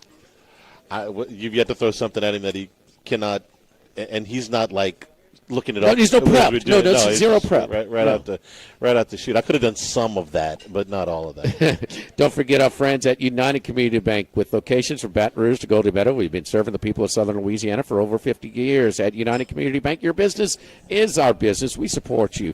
The hard-working force behind local business, from initial startup loans to ongoing planning and assessments, United Community Bank is here for you. Our great team at United Community Bank: Heath Meir, Nicole Glover, Hunter Creed, David Campbell, David Henry, and Prentice Wilkes. Again, United Community Bank, member FDIC, equal housing lender. Live at lunch, live at Ruffino's, 104.5 ESPN Baton Rouge. Live at lunch.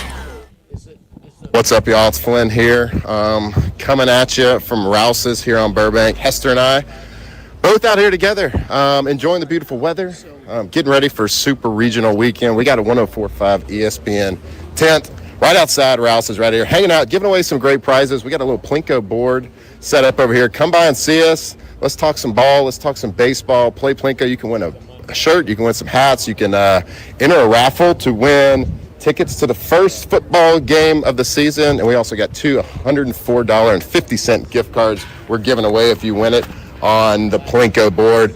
Sitting out here, come by for groceries, come by for lunch. They're cooking some ribs, some baby back ribs right now. We're smelling it right now. They smell incredible. That's what I'm eating tonight. Come by. Got some great specials today on bacon, on beef. We got juicy watermelon, seedless, cantaloupe, 2 for $5. Come on out. Come see Hester and I. Rouse's here on Burbank. Baseball and softball players of all levels get the competitive edge you've been looking for at Total Diamond Performance. Do the same lessons, camps, classes, and clinics used by top college and MLB organizations. Everything from mental performance, in-game video, and data analysis to improve pitching, throwing velocity, bat speed, and fielding. Total Diamond Performance is tailored around the individual player to build strength and athleticism while also cleaning up mechanical deficiencies. Matt Mastretta applies what he's learned working in player development with college and MLB teams. Total Diamond Performance, 931-3730. That's 931-3730.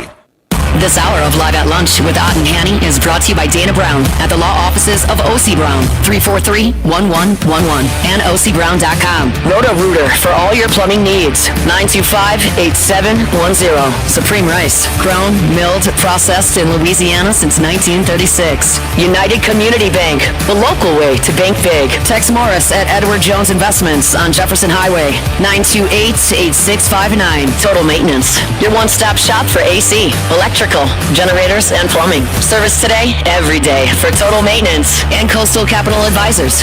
Markets evolve. We adapt. The Live at Lunch with Ott and Hanny Restaurant Club. Sammy's Grill on Highland Road. A hometown favorite for tailgating and watching LSU games since 1988. Snow Seafood and Steak for over 50 years on Airline, Highway, and Highway 74 in Gonzales. Dozy Place for hand-cut steaks on Government Street and Mid-City. Louis Cafe, a Baton Rouge landmark since 1941. Just outside the north gates of LSU. Fin Bomb, sushi, burrito, poke, ramen at Burbank and Lee. Workbox can handle all of your movable storage needs, commercial and residential. Our shipping containers come in various sizes, 8x8, 8x10, 8x20, or even 8x40 feet. Not just one size. These units can be customized for any use. Custom lunchrooms, offices, work sites for plumbers or welders, dual purpose, part office, part storage, climate control, shelving, lighting, using different materials, whatever you need. Give my buddy Martin Padiella at Workbox a call at 343-4886, 343-4886, and WorkboxLLC.com. Sammy's Grill on Highland Road since 1988. A hometown favorite for tailgating and watching LSU games in a casual atmosphere with the friendliest service. Right now we're boiling crawfish 7 days a week, Monday through Friday. First batch comes out at 5 p.m., weekends at noon. Sammy serves a wide mix of authentic Louisiana food prepared to order with the best ingredients available. Fresh Louisiana seafood, Cajun favorites, burgers, and po' boys, all built from scratch. Our kids' menu and popular appetizers are sure to please the pickiest of eaters. Sammy's Grill on Highland Road near Starring since 1988. Congratulations are in order for one of my favorite places to eat, Snow Seafood and Steaks, celebrating its 50th anniversary. That's right, since 1971, Snow's has been serving a wide assortment of menu items to please everyone. Steaks, seafood, gumbo, homemade soups, salads, specialty cocktails, great wine selection, and oh yes, the best white chocolate bread pudding that you'll find anywhere. It's the total dining experience. Happy 50th anniversary to my friends at Snow's Seafood and Steak, Airline Highway at Highway 74 in Gonzales.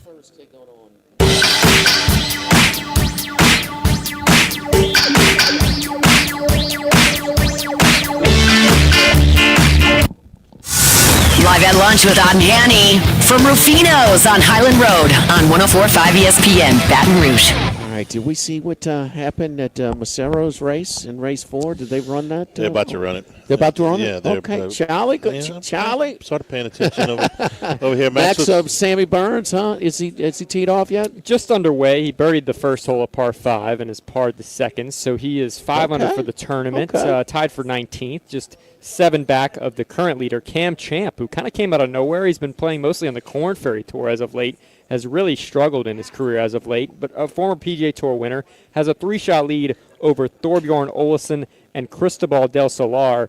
Olesen, one of Wes's picks this week. He also has Taylor Pendrith, who birdied the first hole. He's at 6 under. So we've got a collection of 3 players in the top 20 at the moment, but Sam Burns, our consensus pick, 5 under, T19 through 2 holes today. I'm impressed with Jake Knapp.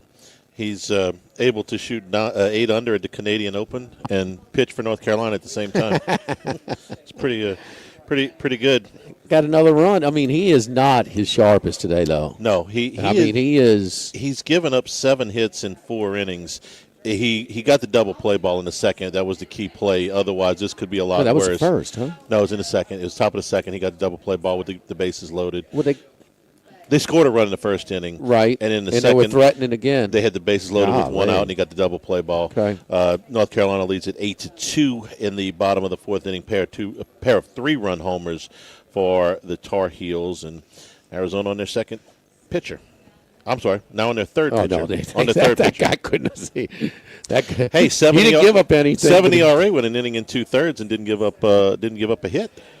Charlie, a couple of strikeouts. It wasn't because they weren't hit hard. No, they've hit some balls very hard. This is a nightmare, Jimmy. How many times have we seen this? And North Carolina's going to get away with it today, where you get somebody who has pitched lights out all year, get to the postseason, and just doesn't. I mean, we watched the TCU pitcher. Yeah. Last week. I mean, his stuff was on fire. He was throwing 100 miles an hour. I mean, it had movement, but they just were on him that day. And then, USC can't, Oregon State lose their first game. So, on Sunday and Monday, their pitching is more than compromised and completely shut down the same lineup. So I thought it used to be a little bit more in Rosenblatt, where we've seen the Chris Bensons and the Billy Koches, and we've seen even Brett Laxton before he pitched his great game. I mean, 5 days earlier against A&M, he got rocked. I mean, I don't think he got out the second inning. No, he didn't. And so,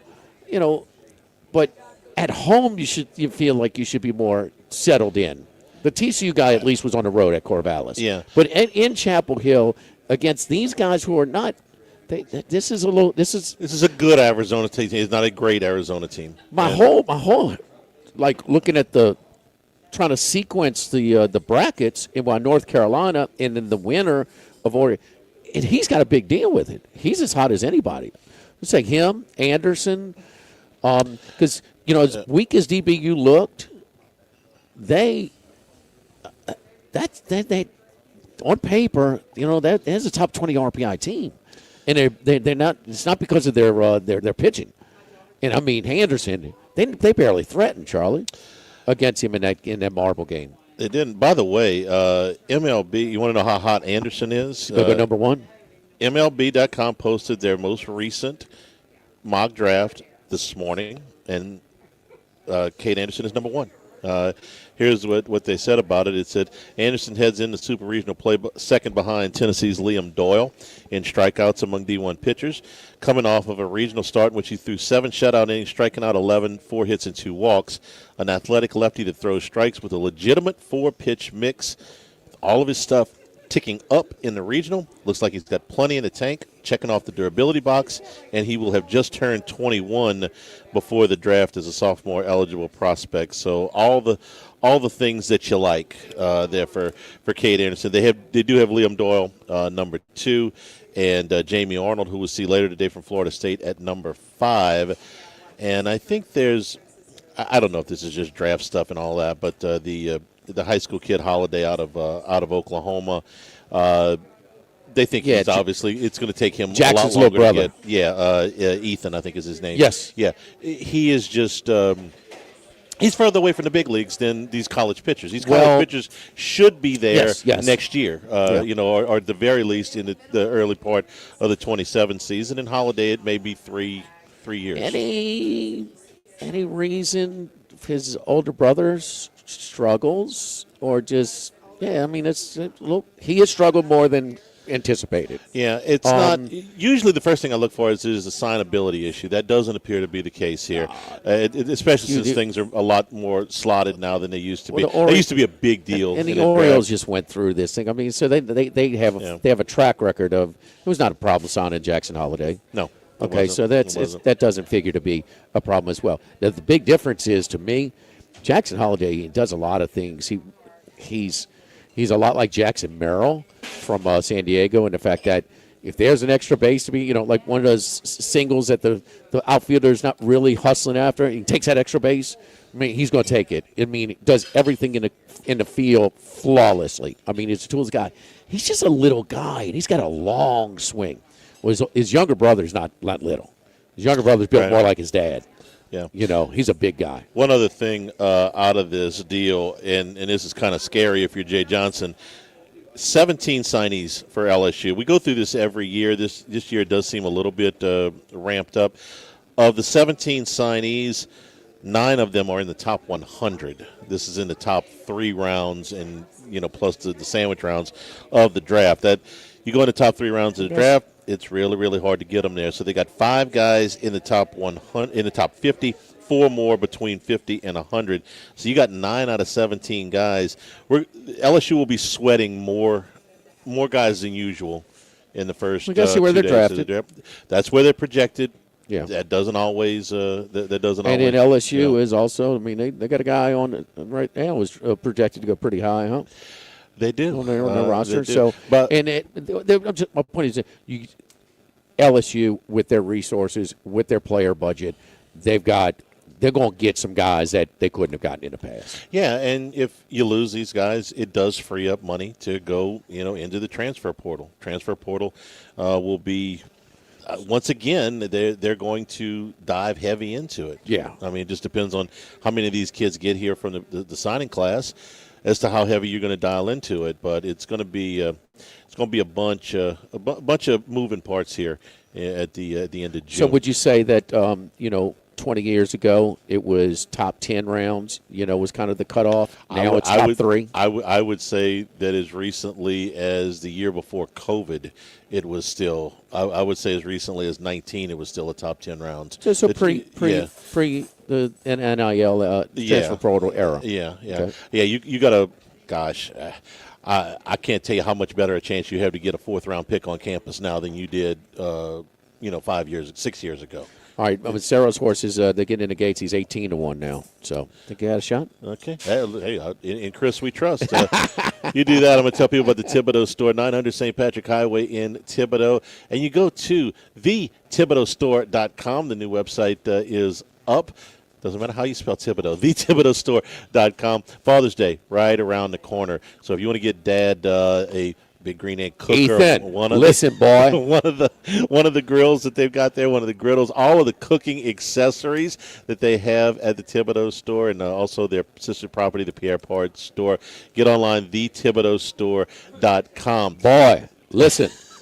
Get Dad something that he'll like. And if you don't know what Dad likes, gift cards are available so Dad can go out and pick out his hand tools, power tools, stuff around the garden. If he's a fisherman, there's a ton of fishing gear at the Thibodeau store. Cypress furniture, gliders, rockers, swings, benches, all of those things are available at the Thibodeau store. Again, 900 St. Patrick Highway in Thibodeau. And online, Cajun Cookware. You can ship that. Delivery is available and free for the Cajun Cookware, again, on the website at thethibodauxstore.com. So tell you how the horse did when we get back, and give you another update on the game. Going a little wide, about fourth right now in the final turn. North Carolina has extended the lead now. It is now 10-2 over Arizona. Live at lunch from Ruffino's, 104.5 ESPN Baton Rouge. Live at lunch. We're here to examine things that get better with age, like this bottle of Chateau Lafite Rothschild, vintage 1877. Age can make things more valuable, like this Picasso from his Blue Period, 1904. And treasured, like this Roto-Rooter jingle, 1954. Roto-Rooter jingle? Just listen to it. Oh, Roto-Rooter, that's the name. And away go troubles down the drain. Roto-Rooter. A timeless melody. Roto-Rooter? The lithe arrangement. But it's a clog-busting company. Wrong there. Roto-Rooter has grown into more than a clog-busting company. They're North America's largest full-service plumber and drain cleaner. And when you need Roto-Rooter, remembering this jingle can be priceless. Roto-Rooter. For all of your plumbing and drainage solutions, call Roto-Rooter in Baton Rouge at 925-8710. That's 925-8710. Louisiana, you've got a new home for coverage of LSU, the New Orleans Saints, and the Southeastern Conference. LouisianaSports.net. LouisianaSports.net. Feature stories, opinion columns, recruiting updates, in-game reports.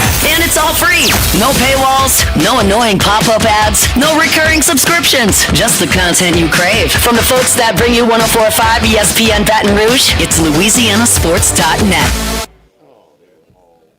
By now, you know that we do our show every other Tuesday at the Crowntown Room at Dozy Place. The Crowntown Room is ideal for larger groups, or if you just want to watch the game on one of our 3 large TVs. The tamales are the most popular appetizer, but don't forget the seared tuna with the sriracha glaze. For the perfect blend of sweet and spicy, you can't go wrong also with the flash-fried oysters or the shrimp. The porterhouse is the perfect steak to share. Strip on one side, filet on the other, prepared at different temps if you like, bone in to maximize flavor. Dozy Place on Government Street, just off Acadian in the heart of Mid-City. This is Charles Henniger. For total maintenance for AC and heating, generators, electricity, and plumbing, Total Maintenance is your one-stop sales and service shop for all of these needs. Service today, every day. That's their slogan at Total Maintenance, so nobody ever has to go to sleep hot. Over the years, Total Maintenance has expanded into the New Orleans area, as well as their offices in Baton Rouge with full staffs in both markets. Call 480-1000 in Baton Rouge or in New Orleans, 841-3300. Service today, every day at Total Maintenance. At Town Square Pizza, we take pride in serving Baton Rouge with fresh, delicious, piping hot, personalized pizza with unmatched speed. Whether you're a downtown worker, a family looking for convenience and value, or an out-of-towner staying at one of the nearby hotels, Town Square Pizza is the spot for you. Try a specialty pizza like the Spanish Town Supreme or custom build your own. Family packs, kids' meals, and salads are available as well. It's hip to be square at Town Square Pizza, downtown facing. What else? Town Square. Do you know what you would do if you were in a car wreck? It's easy to panic when you or someone you care about is hurt in an accident. Who will pay the medical bills? Who will pay the car repair? Who will deal with the insurance companies for you? Protect your rights. You need someone you can trust. Call the law offices of O.C. Brown at 343-1111. The law offices of O.C. Brown will handle everything for you. 343-1111 or online at ocbrown.com. We want to be your law firm for a lifetime. The new location of Los Reyes Mexican Grill on Wesley across from Mike Anderson's. Man, the place looks great. Lots of indoor and outdoor seating options with plenty of big TVs to watch all your favorite games. All of the traditional Mexican cuisine with a great happy hour, 2:30 to 6:30, 7 days a week. Plus $5 margaritas all day, all night on Wednesdays. Great spot to bring the baseball team in between games, just 5 minutes north of Traction and 5 minutes south of LSU. Los Reyes Mexican Grill, 1072 West Lee, near Nicholson.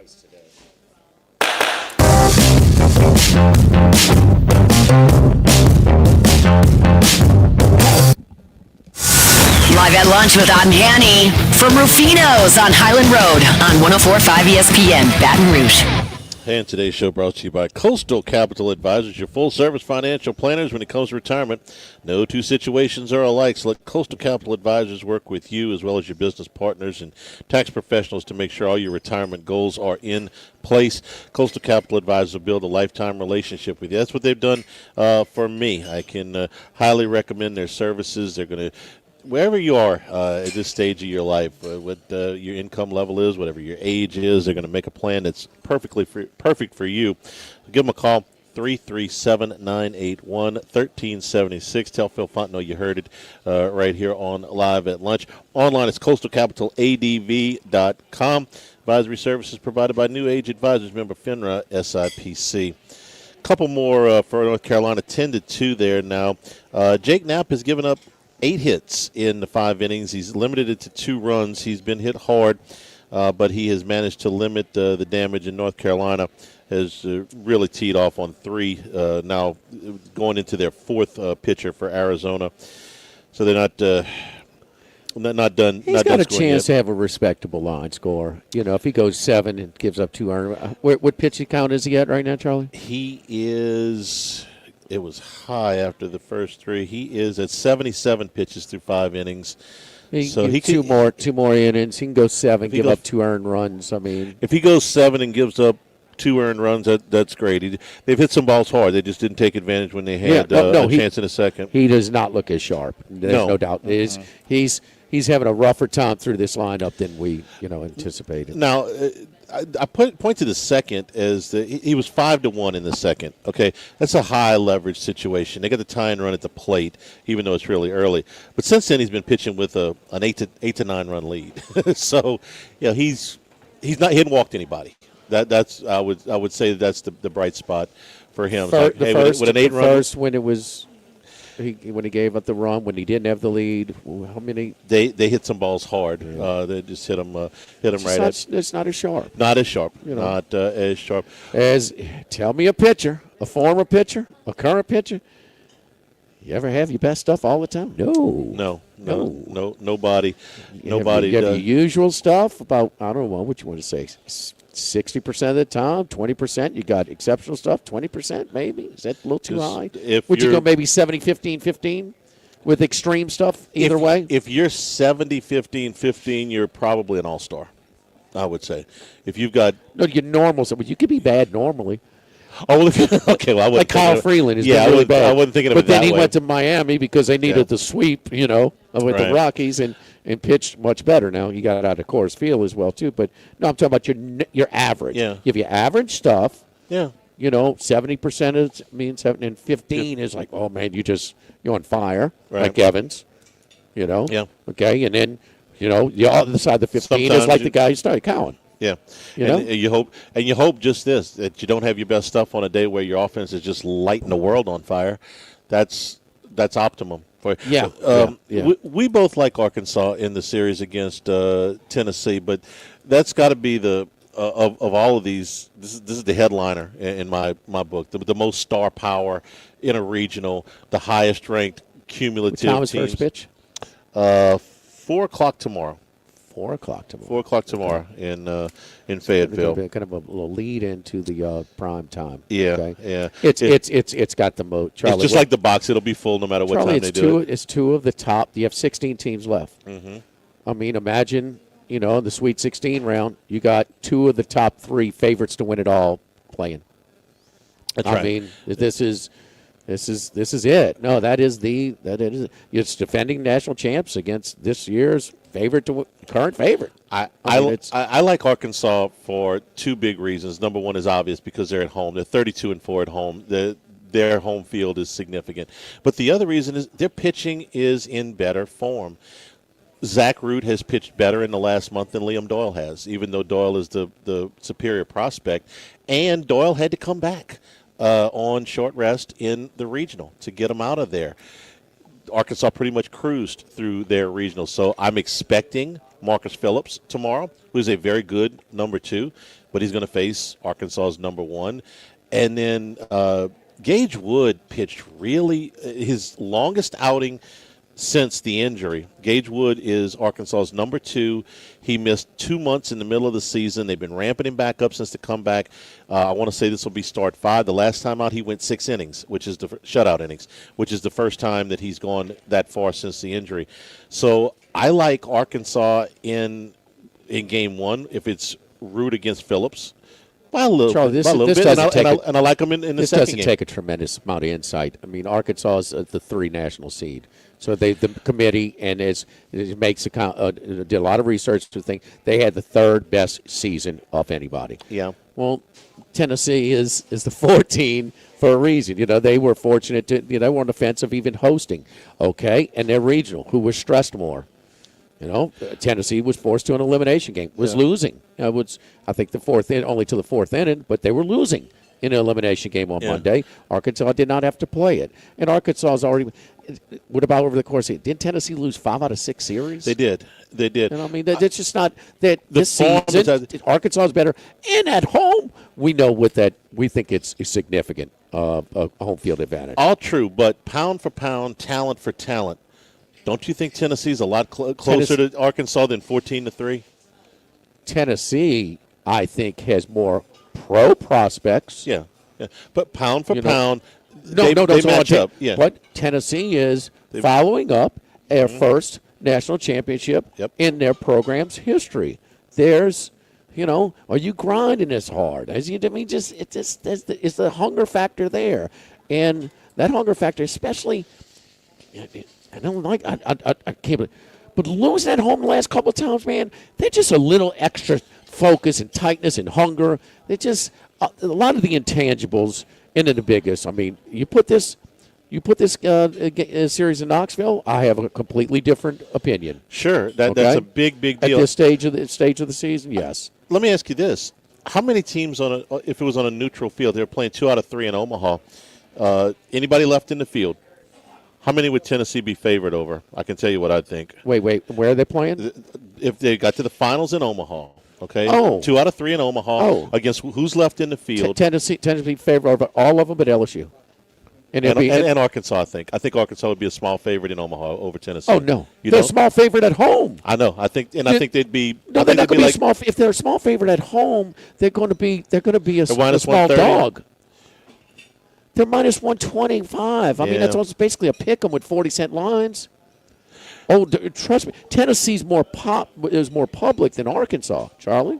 No, you're probably right now that I think about it, and they're small dog. But it almost contradicts the seeding of the teams. You're betting on the brand and the potential more than what Tennessee is. The lines are based on brands. Tennessee's the defending national champion. Arkansas's never won one. They get bet. They get bet more than Arkansas does. You think they bet the historical that much with 2 programs that are this close? I mean, Tennessee's won one, and I'm telling you what the betting public does. Why are they betting Tennessee? Because of the talent level. Because of they've done more than Arkansas in recent memory.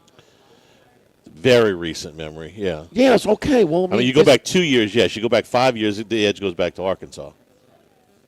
Charlie, the betting public is not going to. There's not a ton of college baseball historians out there. You're right, and I wouldn't think that they would go past this year. You don't count on this one. I've been waiting to tell you that for years. You're probably right. Yeah. You're thinking deep, and that's how you think, and it's good, and that's your strength. But the betting public is not thinking as deep, and is not historically in tune. Tell me the betting public's not as intelligent as me about this. Give me a compliment on my way out the door on a Friday. That's nice. I think I've done that. You did. Yes, yeah, it's enough flowers for one day. I mean, I have personally recruited you to do our college baseball podcast. Okay. Yeah. I mean, how much? Are you low on self-esteem today, boy? I'm not. It's Friday afternoon. I feel great. I mean, He sets up the equipment one day, and he needs a little pat on the back. Yeah, he's low on self-esteem. Yeah. Maybe not as low as Aaron Rodgers. He probably thought his whole announcement yesterday was going to get so much traction. That's it. Aaron Rodgers is rubbing off of He got upstaged That's yesterday. Right. He thought social media would all be the craze about Aaron Rodgers signing with the Steelers, but then they had some billionaires getting a little fight on social media. Yeah, then he got upstaged. He picked the day that Elon Musk and Donald Trump decided to have a Twitter war. Yeah, they got after each other. Oh, you missed You were in the hospital all day yesterday. Yeah, absolutely. Yesterday was. Saturday Night Live. Please pick up on this. They'd have to hurry, but there's plenty of material. They're off plenty of material. They're off for the summer. Yeah. Oh man, this is a Sorry. bad week to be off because there's plenty of material today. Oh. Yeah, poor Rodgers. You ever see that guy that does Elon Musk on Saturday Night Live? No. That's the Canadian. He's funny. Of course, the guy that does Trump is funny too. Yeah. They'll have no shortage of material when they get back. Oh, that's good stuff. Who was right? Who was wrong? Who knows? It's hard to tell. You don't want my opinion. It's hard to tell. Why? Tell me. You don't want my opinion. It's I know. hard to tell. Michael Myers is who you're thinking of, the Canadian. Yes, they brought the old Hall of Famer back to do him. Yeah, Michael Myers. He said, "What's that?" Wayne's World. Yeah, Wayne's, but also the Austin Powers. Oh yeah, Austin Powers. That guy. Spy Who Shagged Me. Yeah. That movie. Oh man, we our friends over at Workbox, man, have been talking about Workbox and their containers and things like that. But man, we're excited too. We're expanding. That's right. So, the second generation is doing it really, really good. We've opened up a new office for Workbox in the New Orleans and also the Gulf region. So the New Orleans, the entire Gulf region, we can now service you from the Gulf Coast all the way to Lake Charles. A little Martine, that's right, Martine Padial Jr. and his team, Martine Sr., Martine Jr., Hannah, Brandy, Chris. Again, it's a great staff, and we're excited about now broadening our services all the way from Lake Charles to the Gulf region. Workbox and WorkboxLLC.com. Live at Ruffino's, live at lunch, 104.5 ESPN Baton Rouge. Live at lunch. What's up, y'all? Flynn here at Rouse's here on Burbank. Me, Jacob Hester, 104.5.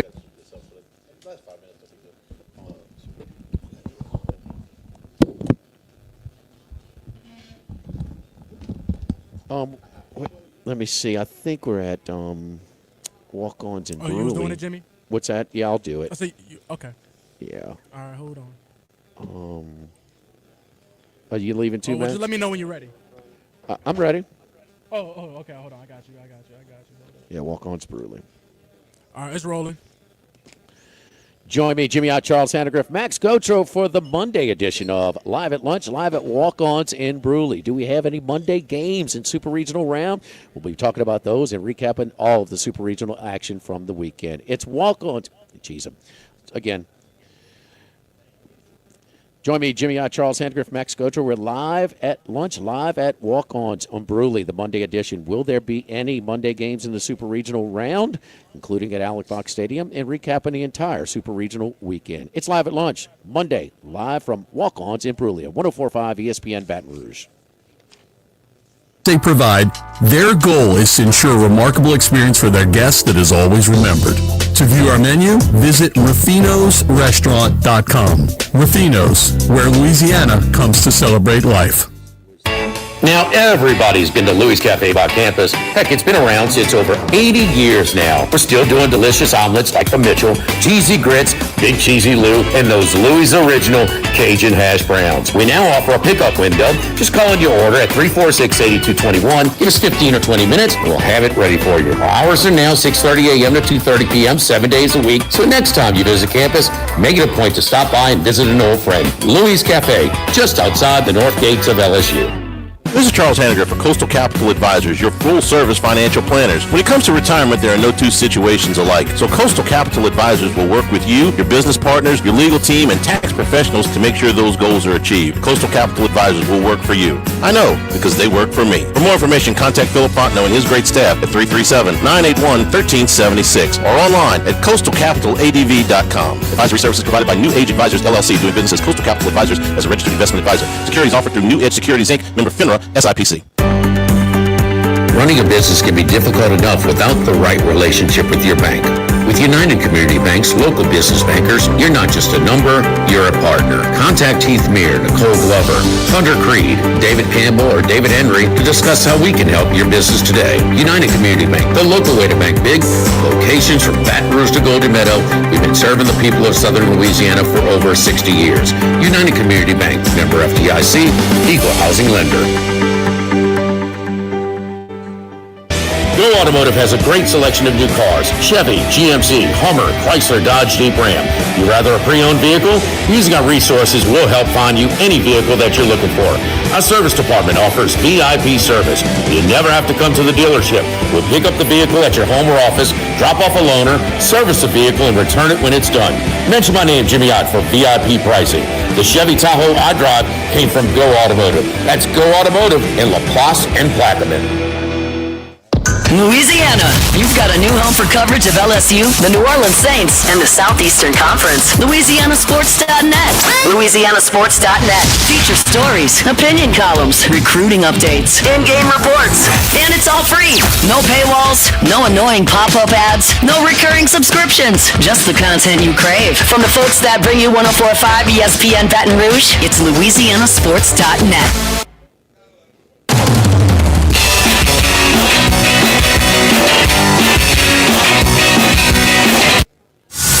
Live at lunch with Ott and Hanny from Ruffino's on Highland Road on 104.5 ESPN, Baton Rouge. Wrapping up here at Ruffino's. Again, LSU baseball tomorrow at 1 and on Sunday at 5 against West Virginia. Tigers heavy favorites to advance to Omaha, but you got to go win those games. So it'll be a packed box, I'm sure, warm temperatures, but the forecast looks pretty good as far as getting everything in and hopefully getting everything in on time. So looking forward to it. Super Regional Weekend is a lot of fun. Hope that by the time we talk to you again, LSU will have punched their ticket to Omaha. Could be all the way favorable through. Matchup. Yeah, favorable matchup. It's a good West Virginia team, but not an unbeatable West Virginia team by any stretch. No, but where they may lack in some of their, numbers, stats. This is their group that has done more with that program in their history in back-to-back years. Yes. So last year was their first super regional appearance ever, and they come back and get it here again. And we thought, and then they win the regular season title. Moving into the Big 30. 12 recently. There's something to be respected about the resiliency. 3 last at bats, the wins. This group. This is a special group. This is their golden era of West Virginia Mountaineer baseball. Thanks, everybody, for participating. For Jimmy Ott, for Max Gotro, Jordan Kinch is back in the studio. Ben. I'm Charles Hanniger saying thank you. Good afternoon. We'll be at Walk-Ons in Bruley on Monday. Stay tuned for Hunt Palmer on 104.5 ESPN Baton Rouge.